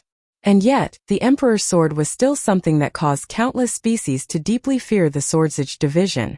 After all, it was impossible to know how many old-timers in the division had lived for many years without unsheathing their swords. Anyone could imagine how a group with a technique like that could assign certain members to stay in seclusion for a long time without fighting, just to power up their swords. If those swords were used in the right moment, they would be virtually unstoppable. The Emperor's sword was one of the Swordsage division's main reserve powers, and its deadly nature was one of the reasons why the Grand Emperor had made it available for all Swordsage to learn. He wanted to give the Swordsage division a solid foundation that would last through the ages. That said, it wasn't easy to gain enlightenment of the technique, so not every Swordsage was able to use it. Furthermore, multiple sessions of enlightenment were usually required. And Su Qing, the captain, and Zhang Xiyun had all been rewarded with a single session. Su Qing had no idea how much time was passing. He simply tried as hard as possible to clear the fog. Unfortunately, as he sought enlightenment, the fog just seemed to get thicker, and no matter what he did, he couldn't drive it away. All he could do was try to push through the fog to see what was beyond it. In that matter, time slipped by slowly but surely. Eventually, the fog in front of Su Qing started to clear, and he saw a sword. The moment he laid eyes on it, it became the only thing in existence from his perspective. Heaven-shaking, earth-toppling rumbling sounds filled his mind. Although the sword seemed completely ordinary in appearance, it contained pure slaughter. The baleful aura within the sword was difficult to put into words, and it could cause the mind to tremble. It seemed like it wanted to burst up into the sky and cut down anything and everything. It was as if the black boulder couldn't constrain the sword, and it was only the chains that managed to keep it in place. Su Qing struggled to control his breathing. His mind was a blank, except for the image of the sword beyond the fog, which grew clearer and clearer as the moments passed. He was almost in a daze as the outline of a sword developed in his sea of consciousness. Su Qing's powers of understanding had shocked even Master Seventh, and they were no less amazing right now. Suddenly, a deep desire rose within Su Qing, and he prepared to completely drive away the fog and imprint the image of the sword into his heart and mind. However, right then, a terrifying gravitational force erupted behind him, dragging him away. Everything spun and he shivered. Looking up, he realized he wasn't in the hall anymore. He was outside. Zhang Xiyun was also there, his eyes bloodshot as he struggled to control the desire within himself. Qing Qiu was off in the distance, looking at them coldly. She was aware that the others had been seeking enlightenment of an imperial-class technique. Though she hadn't qualified, the Swordsage court had arranged for her to wait here. Wait. What exactly am I waiting for? She thought impatiently. Su Qing wasn't paying attention to Zhang Xiyun or Qing Qiu. Looking back into the hall where he had been seeking enlightenment, he wrestled with the intense desire within himself. Especially noteworthy was the outline that had appeared in his sea of consciousness. It wasn't very clear, but it was obviously the incomplete image of a sword. And it was fading, although it seemed like it would take at least 2 years to vanish completely. Su Qing had the feeling that he had come very close to seeing the true image of the sword. The feeling of being interrupted and dragged away left him deeply disappointed. Meanwhile, the captain appeared out of nowhere, looking similarly disappointed. Getting to his feet, he looked back into the hall. What the hell? I was just about to succeed. I even had my mouth open. Calm down, all of you, a voice said. The same middle-aged swordsage appeared in front of them. The pressure radiating off of him caused Su Qing to inhale sharply and suppress any feelings of disappointment. I bet you feel like you were just about to succeed, right? Like you just needed one more moment. That's what everyone feels. But the truth is that you weren't anywhere close to gaining enlightenment. What's more, there's a reason you were limited to 6 hours. From ancient times until now, all swordsages who sought enlightenment for more than 6 hours would instantly experience mutation and die. Not a single one survived. The man's words caused Su Qing's heart to sink a bit. The reason is that the Grand Emperor once killed a god. However, that god also cursed the sword. As a result, anyone who seeks enlightenment for more than 6 hours will mutate and die. There's no need to feel anxious. You're all very fortunate, as your reward actually includes 1 additional session of enlightenment. Once you reach the county capital, you'll be able to take advantage of that opportunity. And now it's time to handle another matter. The exalted ones have been waiting long enough. Zhang Xiyun looked suspicious about what was to come. However, before anything else could happen, the middle-aged swordsage waved his hand, and Zhang Xiyun disappeared. This doesn't have anything to do with him. Just you 3. Surprised, Su Qing looked at the captain, then Qing Qiu. Then something occurred to him. Qing Qiu frowned as she also realized what seemed to be going on. That said, it only irritated her more. The captain came to his own conclusion, and it caused his eyes to shine with excitement. Exalted One, does this have something to do with the 3 spirits Tao suppressing mountain? The middle-aged swordsage ignored him. As far as he was concerned, Chan Erniu, who had only received 1 meter of light from the Grand Emperor's divine likeness, was an embarrassment to all swordsages. He wasn't the only one. Quite a few other swordsages felt the same. After all, his results seemed to indicate that he was mentally unfit. Not feeling inclined to answer the captain, the middle-aged swordsage looked at Su Qing and Qing Qiu. The 3 of you were present to see what our swordsage court did to August Spirit Nethersprite from the 3 spirits Tao suppressing mountain. August Spirit Nethersprite is currently imprisoned in the swordsage court and undergoing interrogation. The exalted ones want the 3 of you to provoke her. At the moment she's impervious to any form of instigation. That needs to change. If you can rile her up, then the exalted ones will have an easier time getting secrets out of her. With that, the swordsage turned and started walking off. Su Qing, the captain, and Qing Qiu followed. Along the way, the captain assessed the situation. It seems they aren't very happy with my 1 meter light. This isn't going to work. I definitely need to be on my best behavior. I need the old fogey swordsage to actually like me. Otherwise, I'm going to have a hard time getting promoted. The captain was both vigilant and depressed as he thought about that 1 meter light. My answer was great. Although the question the Grand Emperor asked wasn't among the 1,000 I was ready for, there were 47 that were similar. By reciting all of those answers together, I definitely exceeded the standard for success. Each answer should have gotten me a few hundred meters, and when you add them all together, it should have easily reached 30,000 meters. There's no way all those spirit stones I spent were a complete and utter waste. Besides, I even threw in some brown-nosing by repeating each answer. And to top it all off, I finished with, Grand Emperor, you are a god. What's wrong with that? Given how violently the Grand Emperor's light trembled when I said that, you could tell that he was very pleased. The more the captain thought about his performance, the more frustrated he got. I just don't get why I only got 1 meter. The captain glanced at Su Qing and felt even more pressure than ever. As he stewed in such thoughts, the middle-aged swordsage led them to the swordsage court's prison. It was a dark and gloomy place filled with countless warding spells. Every person who entered the prison was closely tracked by divine will. After they were scanned, they entered the prison and walked down a narrow torchlit staircase. As they reached the bottom, they heard August Spirit Nethersprite's graceful voice. Footsteps? So you're bringing more people? It won't do any good. I know you want to soul search me. I know you want to rile me up. It won't happen. I'm the manifestation of the Ghost Emperor's soul. My emotions can't be stirred. And even if they could, it wouldn't be possible for void-returning cultivators like you to do it. My true form is a smoldering god. You people don't even count as bugs. Chapter 377, Visiting Nethersprite. Nethersprite's voice made her seem elegant, like a rich, upper-class woman sitting properly in a chair. Her every word was spoken properly and with icy arrogance, making her come across as profoundly aristocratic. 0. Su Qing didn't react visibly. 0. As for Qing Qiu, she clearly wasn't very happy. This entire situation made her think back to her bitter experience that day, and how she'd come away completely empty-handed. Yet despite that, she was being lumped in with the captain and Su Qing. 0.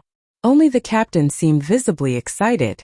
Thanks to that 1-meter light, every time he went out, he felt like people were looking at him strangely.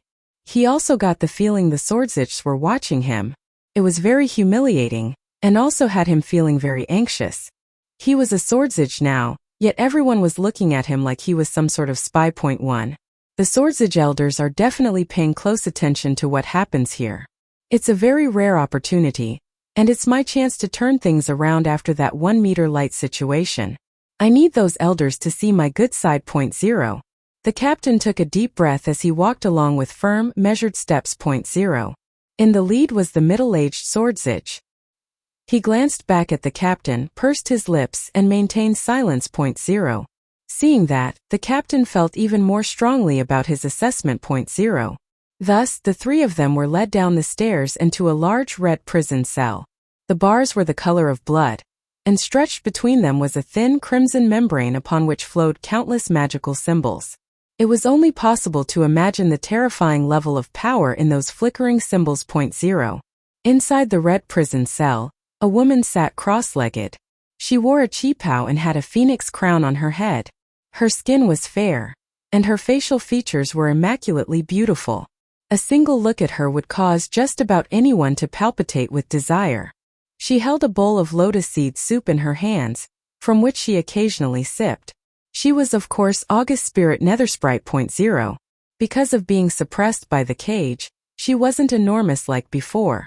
Instead, she was the size of an average person. Her flawless good looks made it hard to imagine her on the Three Spirits Tao-suppressing mountain, casually devouring mortals for pleasure, with seas of blood filling her mouth. 0. When Su Qing, the captain, and Qing Qiu arrived, she looked over at them. She didn't react in any way, and just kept casually drinking her lotus seed soup. 2. I brought some people to see you, Nethersprite, the middle-aged Swordsitch said. 0. August Spirit Nethersprite laughed softly as she looked at Su Qing and the others. Oh, so you brought these 3 bugs here to try to rile me up. It won't work. Sooner or later I'll get out of here and kill all 3 of them. In fact, I should thank you. Now I know what they look like. 2.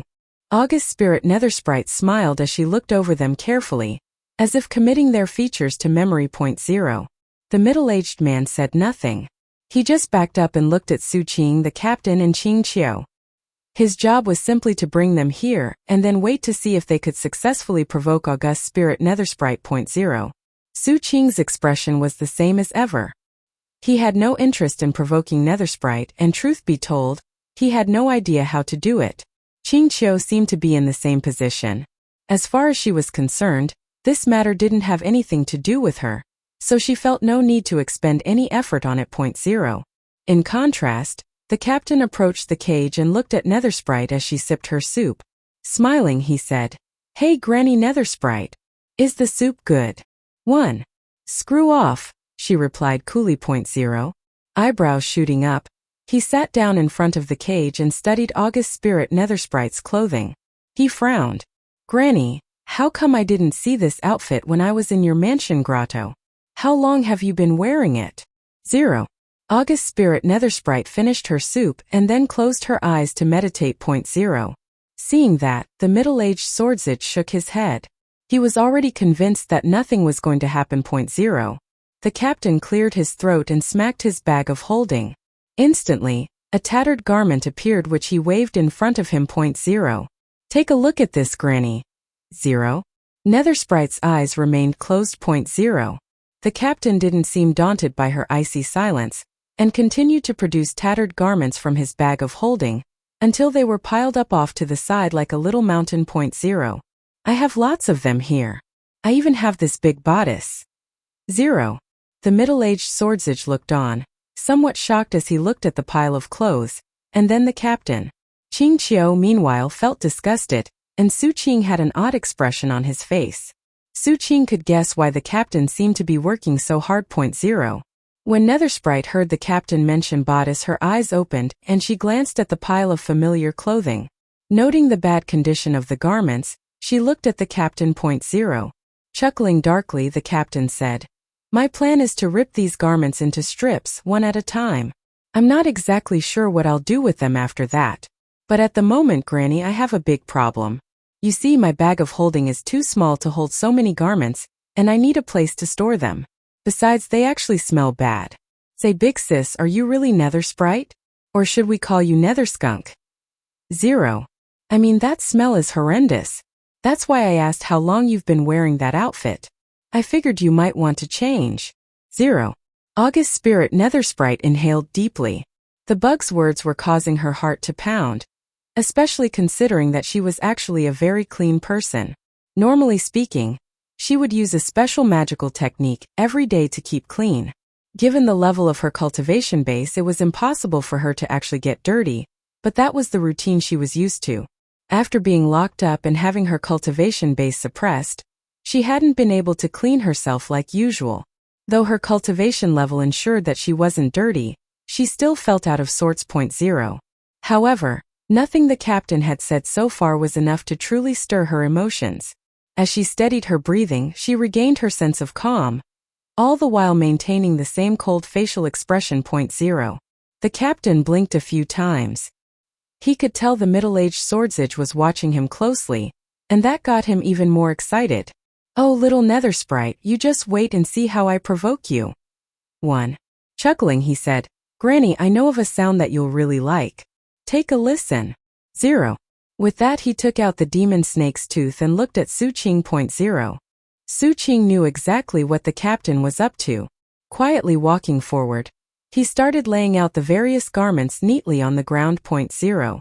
"Let's start with that big bodice," the captain said, looking down his nose. 0. Su Qing flicked his sleeve, sending the bodice flying over. 0. The captain then slowly ran the tooth down the bodice, causing a loud ripping sound to echo out. The bodice was already in bad shape, but after being sliced by the tooth, it looked even worse. The captain then moved on to the next garment. 0. "This is exactly how I tore up all the clothes back in your mansion grotto. Isn't the sound just lovely?" 0.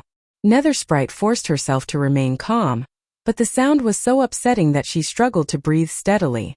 She could only glare at the captain as he destroyed her beloved clothing.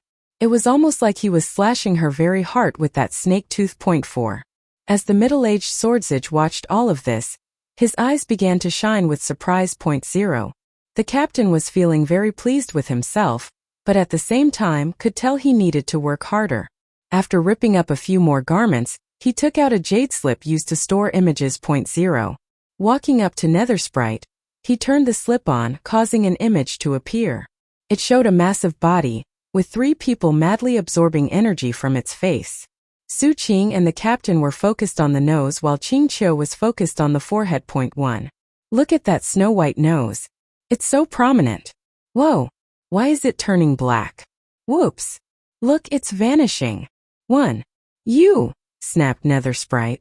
Panting, she stared at the image, and as she saw her nose turning black, her eyes became bloodshot, and she started trembling. 0. The captain was provoking her on multiple fronts. First he talked about her smelling bad, then he loudly sliced up her clothing, and then showed her that image. 0. It was a provocation of both smell, sound, and sight. As she watched her nose disappearing, it all became a wave of fury and frustration that battered her from the inside. That said, she was still in full possession of all her faculties, and was able to stay in control. Taking in deep breaths, she suppressed the rage in her heart. 0. Seeing all this, Su Qing had to admire the captain's ability to provoke hostility. 0. Qing Qiu was fully on guard as she came to realize that Mad Dog was obviously a much bigger threat than Ghost Hand. 1. As for the middle-aged swordsage, as he watched the giggling Chan Erniu, he had to admit that he was a genius. That was especially true of the last thing he said, which was just profoundly low down. 0. No wonder the Grand Emperor's divine likeness only gave him 1 meter of light. How sleazy. 0. August Spirit Nethersprite gritted her teeth and glared at the captain. Then she spoke, and this time she didn't sound elegant at all. Voice hoarse, she said. You want to piss me off? Impossible. A bug like you couldn't dream of making me mad. 1. The captain looked back at her, flabbergasted. That's not what I'm doing. I just want to give you a little gift. 0. With that, the captain slowly pulled out a very thick hair from his bag of holding, which he placed in front of the cage. 0. Both Su Qing and Qing Qiu were shocked to see that hair, as was the middle-aged swordsage. Nethersprite was similarly astonished, and without even thinking about it, looked closely at it. 0. When the captain saw everyone so focused on the hair, he flashed an exultant smile and then cleared his throat. 0. Come on. Don't tell me you don't recognize your own nose hair? So big. And thick too. So very, very long. Back when we broke into your house and ripped up all your clothes and took your treasures and absorbed your nose and ruined your Dao blood and threw you into a mindless rage. Well, that was wrong of us. Given that you don't have that nose anymore, this nose hair can serve as a keepsake. In the future, whenever you think about your nose, you can take it out and have a look. 3. There's no need to thank me. There's honor even among thieves. 0. The captain finished his speech sounding like he was the absolute paragon of holy generosity. 1. The prison was silent but for the echo of the captain's words. 1. Su Qing's eyes were wide. Qing Qiu's jaw had dropped. The swordsage looked absolutely stunned. 2. And Nethersprite shot to her feet and howled, I'll kill you. Swordsage, if you kill him, I'll agree to be soul searched. Soul search me any time. Search whatever you want. Just kill him and let me eat him. Chapter 378. Heaven Fate reduced by half. The emotions raging in Nethersprite caused the entire prison to tremble, and the cell to shine with blinding light. Inside the cell, Nethersprite's eyes were bloodshot as she shouted and howled madly. Never before had she hated humans so much. All of the anger and frustration she had been keeping pent up was now exploding out. I'll kill you. The captain sighed, then sneered. Turns out you can't curse. I mean, you're just repeating the same thing over and over. Do you need me to help you out? Nethersprite had devolved into complete madness.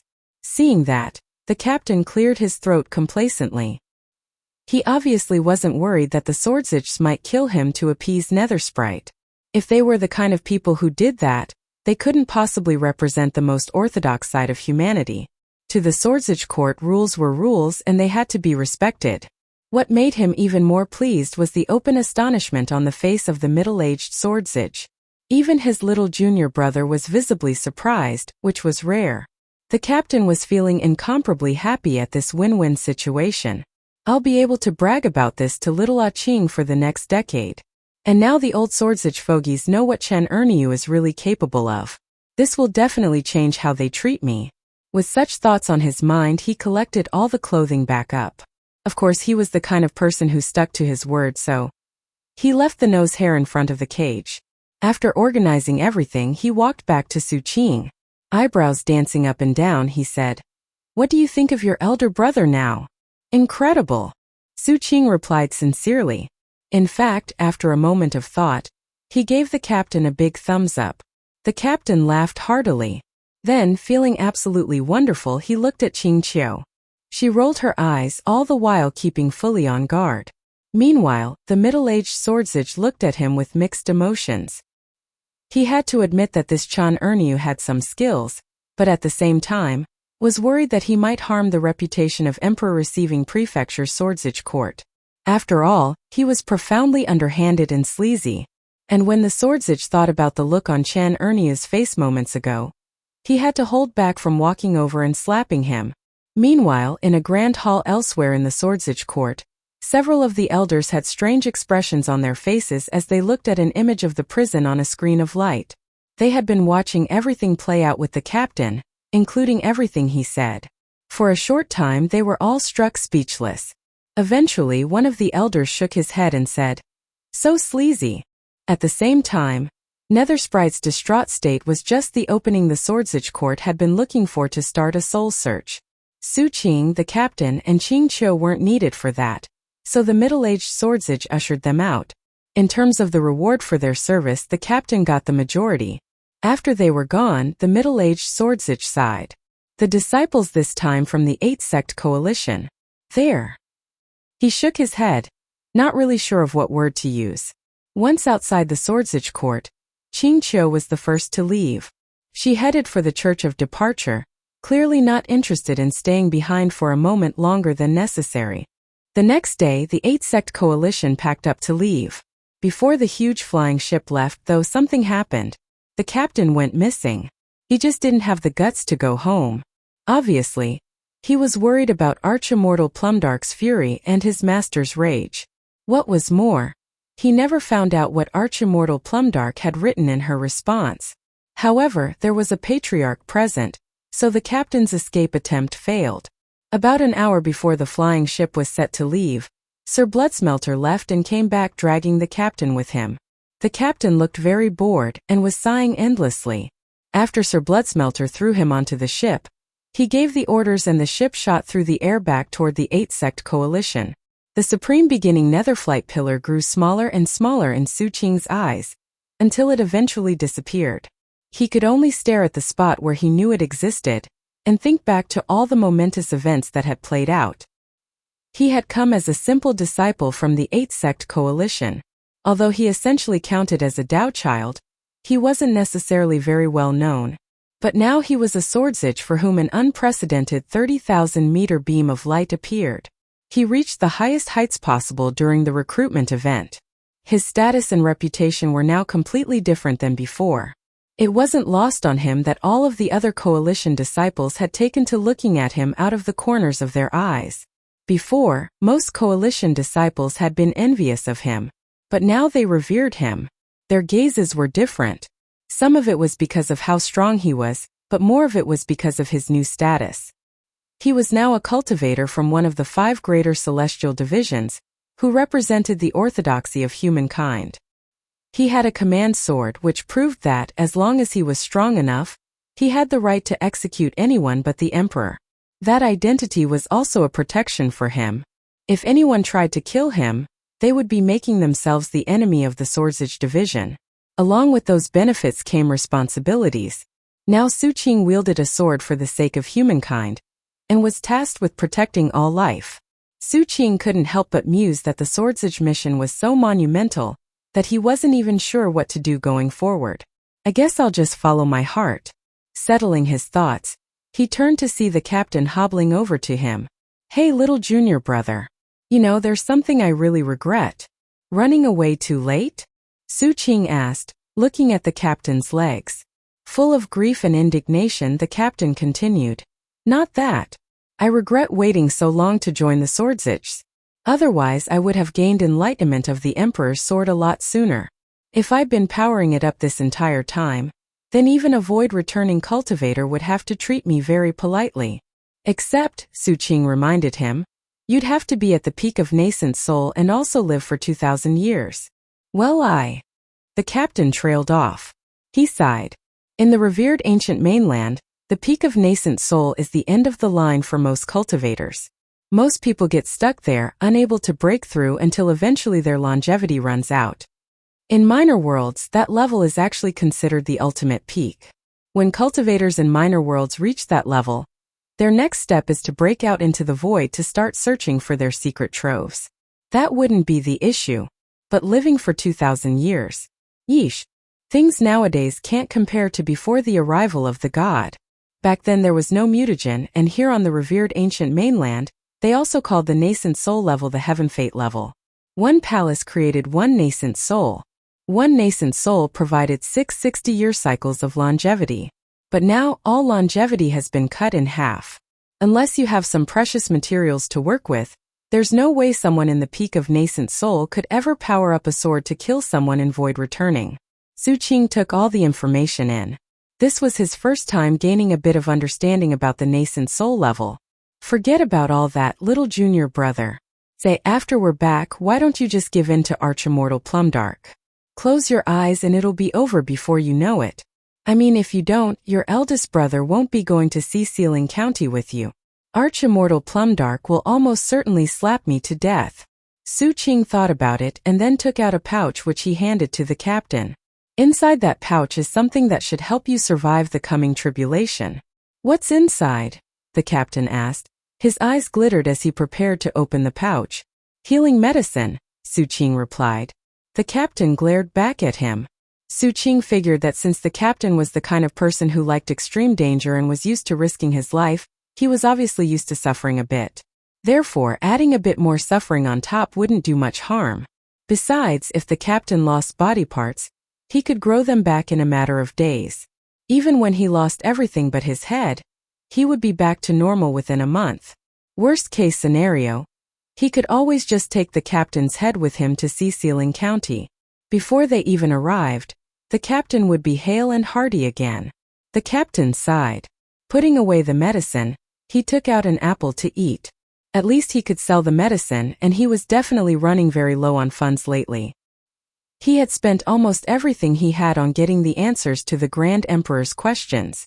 The mere thought that he had spent so many spirit stones to get a 1-meter pillar of light was almost too much to take. If you don't want to help me work things out with Archimmortal Plumdark, fine. But can you at least tell me how you answered the Grand Emperor's question? I've thought about it a lot. Constantly, actually. Look, my hair is even starting to fall out because of it.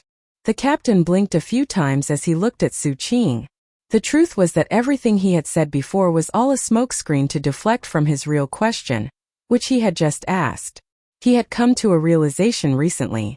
Back when he lay in the snow with Su Qing, he shouldn't have directly asked about what he wanted to know. He should have said some other random things first, for example about Heaven Fate Nascent Soul, to distract Su Qing. Only then, when the moment was right, could he ask his question and have a good chance of getting an answer. As soon as he asked the question, something happened in a secret room in the flying ship. The ears of Sir Bloodsmelter, who was seated cross-legged in meditation, suddenly twitched. Next to him was Guru Eastnether. Both of them opened their eyes and looked in Su Qing's direction. At the same time, back on the distant Supreme Beginning Netherflight pillar, the Swordsage Grand Elder also looked in the direction of the 8-sect coalition's flying ship. As all of those old-timers paid very close attention to what was happening, Su Qing looked at the captain's hair. The captain looked back pleadingly at Su Qing. I already told you, eldest brother, Su Qing replied quietly. Back when we were laying in the snow together. The captain looked stunned, and immediately thought back to that night. Sir Bloodsmelter frowned as he did the same thing, and the Swordsage Grand Elder also looked surprised. All of a sudden the captain realized something. Su Qing hadn't said a word. He just spit a few times. You spat? The captain asked hesitantly. Su Qing nodded. I spat on the god. The captain stood there in a daze. That's all? The mere act of spitting got you 30,000 meters. I also called him a son of a bitch, Su Qing said, pointing up at the broken face of the god. Sir Bloodsmelter was visibly stunned, and the Swordsage Grand Elder had a very unusual look on his face. Meanwhile the captain said, You called the broken face of the god a son of a bitch? There was more, Su Qing said, sounding very serious. I cursed him a few different ways. Other than calling him a son of a bitch, I said that he was a rat bastard and a damned asshat. And finally, I called him a dogfucker. Then Su Qing spat over the edge of the rail. The captain looked at Su Qing, his eyes glittering. Meanwhile, back in the Swordsage court, the Swordsage Grand Elder thought for a moment. Then he smiled. And then that smile grew wider and wider until he started laughing. It was a carefree laughter that echoed through the Swordsage court, causing all of the Swordsage to turn their heads in surprise. As far as they could remember, the Grand Elder always acted very seriously. Whether it was in the court or when he lectured on plants and vegetation, he was always like that. Very rarely did he ever laugh. As he laughed, the Grand Elder even used some obscene language. A son of a bitch. Back on the flying ship, Sir Bloodsmelter was laughing so hard his eyes were bloodshot. He could remember days past when he would cuss. However, it had been quite some time since he stopped. On the deck of the ship, the captain inhaled deeply. Looking up at the broken face of the god, he yelled, "You dog fucker!" Then he hawked a loogie and spat over the railing. Finally he burst out laughing. Su Qing joined him. But high above in the dome of heaven, the broken face of the god seemed as imposing as ever, as if the people below didn't even count as bugs. Time passed. The flying ship left the northern tundra, crossed the everlasting immortal Profundity River, and followed the Supreme Arbiter Salvation Mountains south. One afternoon about half a month later, as the bright sun shone down, the majestic walls of the eight-sect coalition became visible on the southern horizon. As they neared, the sound of bells filled the coalition.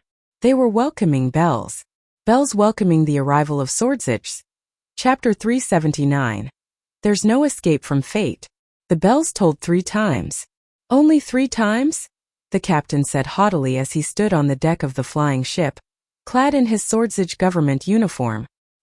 He had his hands clasped behind his back and he looked immeasurably pleased with himself. That said, there was a bit of guilt and anxiety lurking deep within his eyes. Su Qing had also been asked to wear his Swordsich uniform. At the moment he wasn't paying attention to the bells. Rather, he was looking down at his clothing. The government uniform worn by Swordsich was different from a Taoist robe. It had a high collar that went up to the ears and wide sleeves gathered at the wrist. It was white with a fiery red design. The red design was not very prominent, and in fact was only visible when the sun shone on it. It went from the end of the sleeves all the way to the collar, and resembled fire. When the wind hit the uniform, the various layers would ripple, making it look like a living flame. It had a cape, affixed to the collar with a crimson string, which would flutter in the wind. At first glance the uniform seemed simple and plain. However, the truth was that it contained a raging fire. It was an elegant uniform that also looked quite heroic, especially when worn by Su Qing. In fact, the female disciples on the flying ship couldn't seem to keep their eyes off him. Yinyan stood proudly next to him, smiling so broadly her eyes were like crescent moons. "What do you mean only 3 times? Sir Bloodsmelter said from behind them. "Those bells don't even ring for me. Sounds to me like you could use a good thrashing." Shivering, the captain turned around, a fawning expression on his face as he rushed over to Sir Bloodsmelter. "Greetings, O wise patriarch." Sir Bloodsmelter snorted coldly and walked past the captain. He stopped next to Su Qing, his eyes full of praise. Su Qing respectfully clasped hands and bowed at the waist. "Ignore your eldest brother's nonsense, Ah Qing," Sir Bloodsmelter said. "Human etiquette dictates that the ringing of bells comes with a variety of meanings. Don't put too much thought into it. And by the way, the sex bells will never toll more than 21 times. "Why's that?" the captain asked curiously. Ignoring him, Sir Bloodsmelter said, "Ah Qing, once we're back in the sect, you'll have 3 months to rest and recuperate. After that, you'll be going on a very long trip. Before you leave, I'll give you a precious gift." Before the captain could say anything else, Sir Bloodsmelter glared at him and barked, "As for you, you're not a kid anymore. You do well to learn a thing or two from your junior brother. Enough with the melodrama all the time. The trouble you get into in the sect is bad enough. If you go to Sealing County and get beaten up so bad all your seals open, then if they don't kill you, you can just go ahead and kill yourself." Sighing, the captain looked pleadingly at the patriarch. "Patriarch, forget about Sealing County. I have a tribulation coming right here and now. I don't know how I'll survive it." Sir Bloodsmelter snorted coldly and was about to say something further when a host of figures flew out from the 8-sect coalition and toward the ship. They included people from 7 Blood Eyes as well as the other sects in the coalition. After all, the delegation had included disciples from all of the sections. Though none of the others had become Swordsich, they had still gone through serious training and had learned a lot about the world. The journey had been anything but ordinary. Master Seventh was the highest-ranking person who had come, as the representatives from all the other sects were merely elders. Even still, it was a solemn occasion. A banquet had been prepared in Seven Blood Eyes to congratulate Su Qing and the captain, and thus, as the sound of the bells still lingered in the coalition, they headed to Seven Blood Eyes. Virtually all of the Seven Blood Eyes disciples in the sect were already gathered. Clasping hands to the sky, they offered respectful greetings. The captain glanced around warily, and seeing that Arch-Immortal Plumdark wasn't present, breathed a sigh of relief. The president of the coalition appeared up above, a kind smile on his face. Su Qing, Chan Erniu, the two of you are hereby named Dao Children of the Eight Sect Coalition. That was no surprise. They were Swordsage now and would now be watched closely by the coalition. After all, of the 3 Swordsage appointments, 2 were in the coalition. Something like this had never happened before in the coalition. It went without saying that the president would appoint them as Dao Children. It was important for Seven Blood Eyes, the Swordsage court, and all future Swordsages who would rise up in the coalition. It had nothing to do with playing favorite or anything like that. As the president of the coalition, few people could ever tell what he was thinking, but he always acted in the most reasonable way possible. After the Dao Child announcement was made, the festivities in Seven Blood Eyes really took off. Disciples from other sects were coming to offer gifts, and the event lasted the entire day. During that time, the captain circulated in the crowd and chatted glibly with everyone. You listen to me, people. Back in Netherflight City, both Ah Qing and I responded in the most unprecedented way you can imagine. The two of us combined created a light that surpassed 30,000 meters. Su Qing heard that but didn't mind. At the moment he was talking to Huang Yan. Su Qing, time really has flown by. I can't believe you're a Swordsage now. I really just can't get used to Emperor receiving prefecture.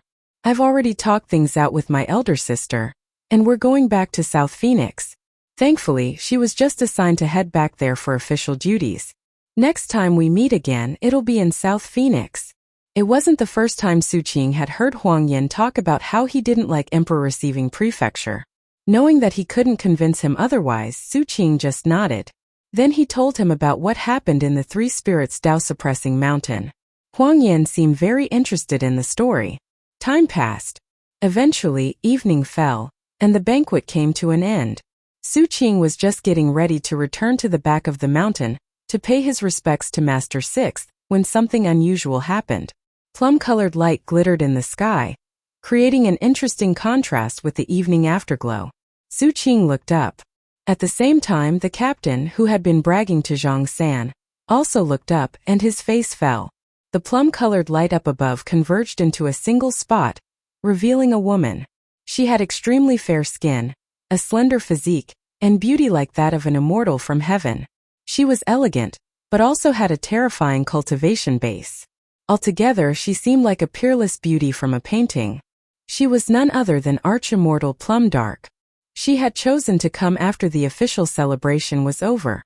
That timing might seem trivial, but it was a show of respect. Su Qing immediately got nervous. And then he thought about the letter she'd sent him, and he suddenly felt the urge to get away as quickly as possible. He started quietly backing up. The captain reacted similarly. In fact, the moment that plum-colored light appeared, he was fleeing. Unfortunately, little did he know that Master Seventh had been keeping an eye on him the entire time. The moment the captain tried to get away, Master Seventh reached out and grabbed him. The captain flailed his arms and legs, but it didn't do the least bit good.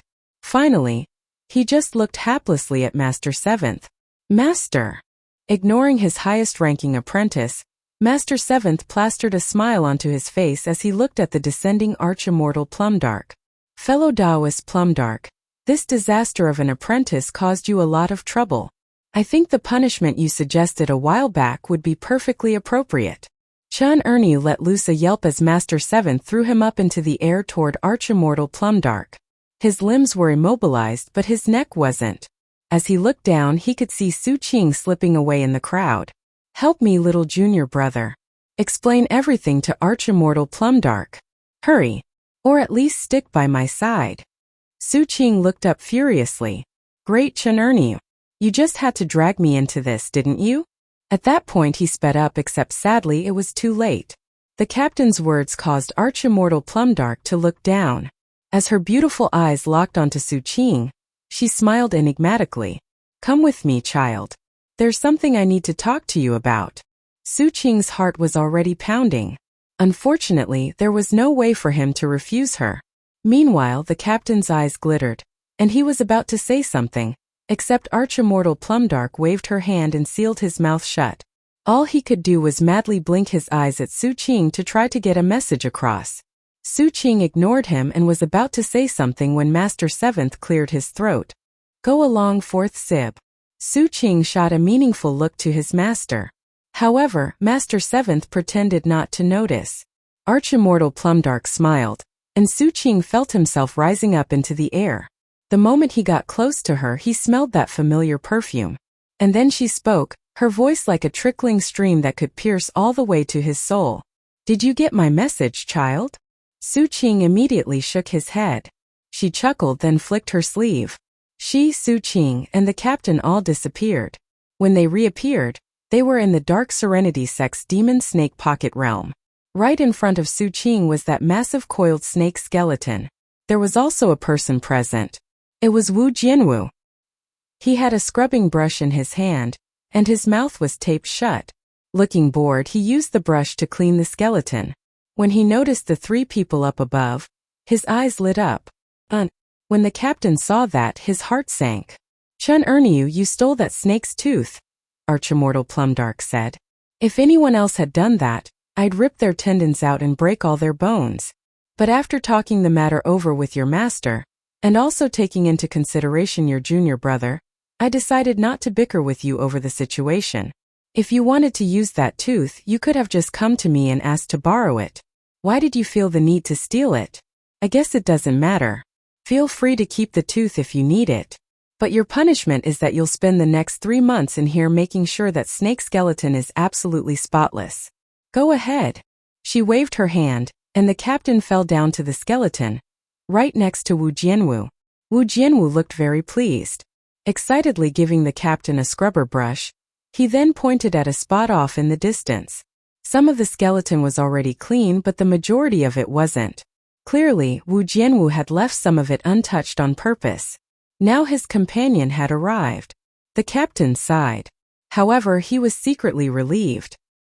He had been ready to beg and plead to reduce his punishment, but as it turned out, the punishment wasn't really that bad. Looks like that letter I wrote worked after all.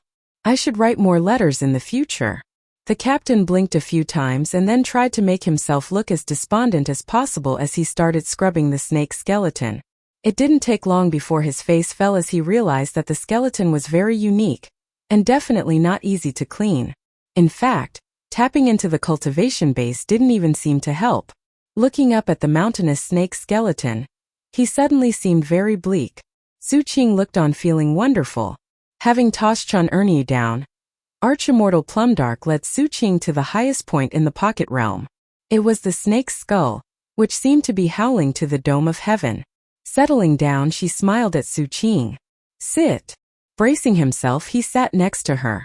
From here, he had a good view of the captain hard at work. Normally speaking, he would have enjoyed that view a lot, but with Archimmortal Plumdark looking at him, he felt nothing but anxiety.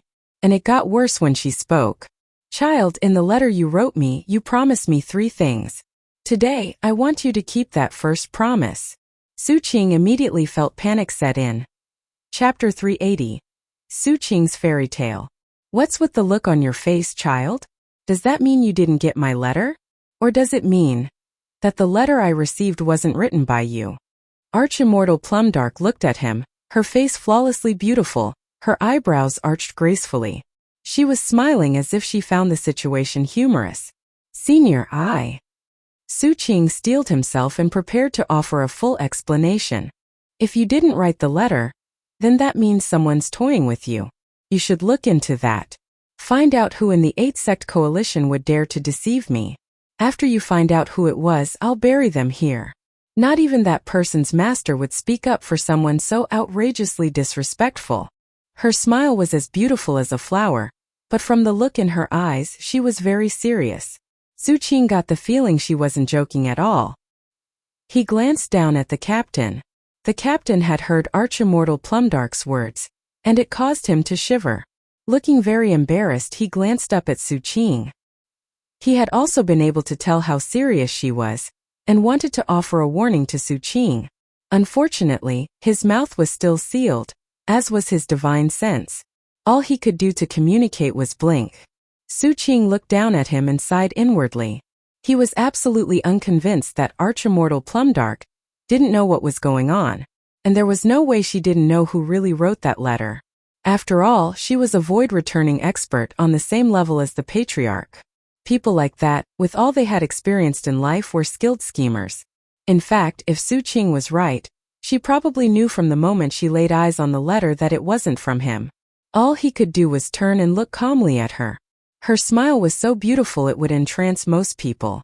Anyway, in your letter you promised that, after you got back from traveling, you would tell me about your past. From the look in her eyes, she seemed very serious. Down below, the captain was blinking like mad as he tried to pass a message to Su Qing. He was worried that the blunt and forthright Su Qing would reveal the truth of the matter. After all, if Archimmortal Plumdark knew the truth, but was pretending she didn't, then Su Qing could ruin everything. Su Qing didn't say anything.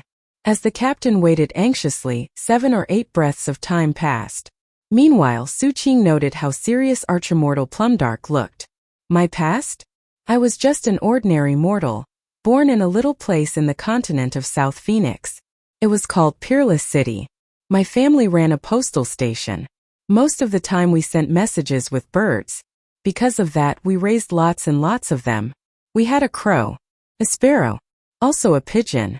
They were nice-looking birds and they were nice to me.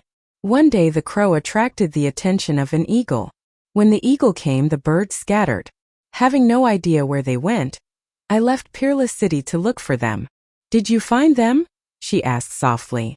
I found out where the sparrow and the pigeon are. Later on, I'll go get them and take them home. I hope that works out for you. What else happened after you left the city?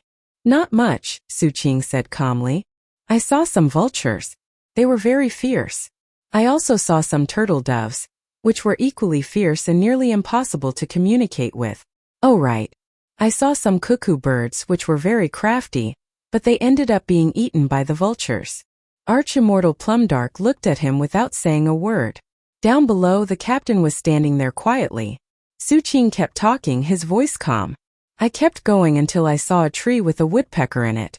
I rested there for a bit. That was when the storm started. Lightning hit the tree and killed the woodpecker. That was also where I saw a white egret for the first time in my life. Archimmortal Plumdark nodded. They're beautiful, pure and holy. Except it also died. Its partner had been eaten by a falcon some years back. It lingered for a long time there until it grew old. I buried it there. Next I ended up in a forest the color of blood, the kind of place where the weak are the prey of the strong. It was a very dangerous place. That was where I saw the third white egret, plus a skylark, a parrot, and a yellow oriole. Lots and lots of birds.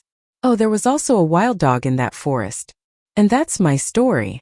Smiling, he looked at Archimmortal Plumdark. What about the second white egret? She asked. A flash of reminiscence appeared in his eyes. The second white egret, he said softly, also died. It was killed by a bat. After that happened, I put the bat to death. The pocket realm went completely silent. The captain looked down, making it impossible to see his facial expression. Wu Jianwu looked confused. Clearly, he didn't understand the story. As far as he was concerned, it sounded like Su Qing came from a very interesting family that raised a lot of birds. Archimmortal Plumdark looked at him. Her eyes were full of concern and pity. What about your future? I really wanted to find that crow, Su Qing said. He smiled. And kill it. After I kill it, I want to find a way to kill that eagle too. As he told his story, his previous nervousness at being in the presence of Archimmortal Plumdark faded away. He even looked relaxed and smiled through most of the story. Senior, what's your story? Mine. Her long legs were crossed, and she had her hands on her knees, making her curves even more prominent. She glanced at Su Qing, and her eyes flickered with memories. I have a simple past. I don't remember much about my father and mother. The person I remember the most is my master. He raised me. He taught me my magical techniques. Back then, our Dark Serenity sect wasn't part of the coalition, and it wasn't very big. A lot of things happened. Eventually, the sect grew to the size it is today.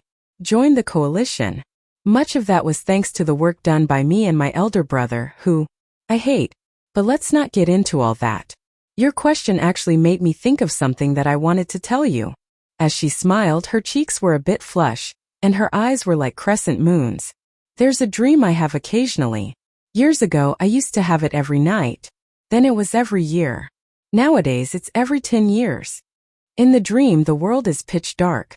I can't see anything except for a lamp, which is right in front of me. I think the lamp is violet, but honestly that's just a guess. The lamp is extinguished. It has no light. That makes it almost impossible to see. Nor can I touch it. It's as if it's too far away, but at the same time incredibly close to me. In my imagination, it looks like a blooming bauhinia flower. And living on it is a little violet phoenix with its wings spread. That lamp has always appeared in my dreams, and it's always extinguished. And there is never any light in that world. Perhaps that's why I've always been looking for light. Her voice got softer and softer as she spoke, until she was whispering. I'm not sure why, but the dream is very realistic. So is the lamp. Su Qing was taken aback, and didn't know what to say. Time passed in which neither Su Qing nor Archimmortal Plumdark said anything. They just sat there quietly. Finally, Archimmortal Plumdark smiled. Su Qing, do you mind lending me that piece of the dark spirit Everwill door you have? He took the black chunk of wood out of his bag of holding and put it down between them. She picked it up and waved it through the air. Instantly, black light erupted from the wood, spreading out and turning into an ancient wooden door. It pulsed with a cold, sinister aura that filled the area, and it seemed to be filled with a sensation of ancient time. As Su Qing watched, she reached out with her delicate hand and touched the door. It slowly opened in her direction. It contained nothing but darkness, like that of a bottomless chasm. That was the world that existed in her heart. Perhaps it wasn't that it contained nothing. Instead, it contained infinite black. There was no light inside, and no light could shine into it. It needed light. It needed something shining. Su Qing suddenly came to an understanding. After all, when he opened that door, it erupted with light. The door faded away and turned back into a piece of wood, which dropped onto Archimmortal Plumdark's palm. She rolled it between her fingers briefly, then handed it back to Su Qing and stood up. Her hair cascaded down like a dazzling waterfall, and the elegant way she stood made Su Qing think about the story she had just told. He sighed inwardly. Su Qing, do you remember parting with sorrow? He nodded. Taking out the willow flute she'd given him, he put it to his mouth and started to play. The flute music drifted about like the wind. At some point the music stopped. At some point Archimmortal Plumdark vanished. Apparently, she brought him here to listen to a story of his past, and also to hear Parting with Sorrow. Before leaving, she offered an assessment of the music. Not very good. Her words echoed in his ears. After thinking a bit, he looked at the captain and Wu Jianwu. Both were shaking their heads. Apparently the music really didn't sound very good. Face completely expressionless, Su Qing stood and left the pocket realm. It was early morning outside. Unbeknownst to him, he had spent an entire night with that snake skeleton. As light spread, Su Qing headed to pay respects to Master 6. Along the way, his transmission jade slip vibrated as he received a voice message from Huang Yan. Su Qing, like I told you yesterday, elder sister and I are going back to South Phoenix. We're leaving now, and we just wanted to say goodbye. Su Qing responded. You're leaving now? Are you at the teleportation portal? Or the port? No, we're not teleporting. We want to take an ocean voyage, just the two of us. We're about to board the ship. Su Qing could hear the smile in Huang Yan's voice. He was obviously very happy about going back to South Phoenix. Su Qing hurried to the port, and before long, he caught sight of second elder sister's Dharma ship. Huang Yan was there. Upon seeing Su Qing, Huang Yan's face lit up with a smile. Rushing forward, he gave him a big hug. Second elder sister walked out of the cabin and also smiled at Su Qing. Little junior brother, I just got back from a mission last night. That's why I wasn't at the banquet. Congratulations on becoming a swordsage. Su Qing politely clasped his hands. He wasn't very familiar with second elder sister, but he would never forget what she'd done for him back in that Sixth Peak shop back in Seven Blood Eyes. Granted, she'd done it for Huang Yan, but even still, she'd saved him a lot of trouble. 2. With another smile, second elder sister started her dharma ship. As they sailed toward the open sea, Huang Yan waved and shouted, "Su Qing, I have a good friend in the county capital. I mentioned you to him and asked him to watch out for you. Remember, if you find things dull out there, you can always come back to South Phoenix. It doesn't matter what trouble you get into. As long as you're in South Phoenix, you'll be safe." Huang Yan emphasized his words by thumping his chest proudly. Su Qing grinned and nodded. As the sea breeze drifted past, he clasped hands and bowed.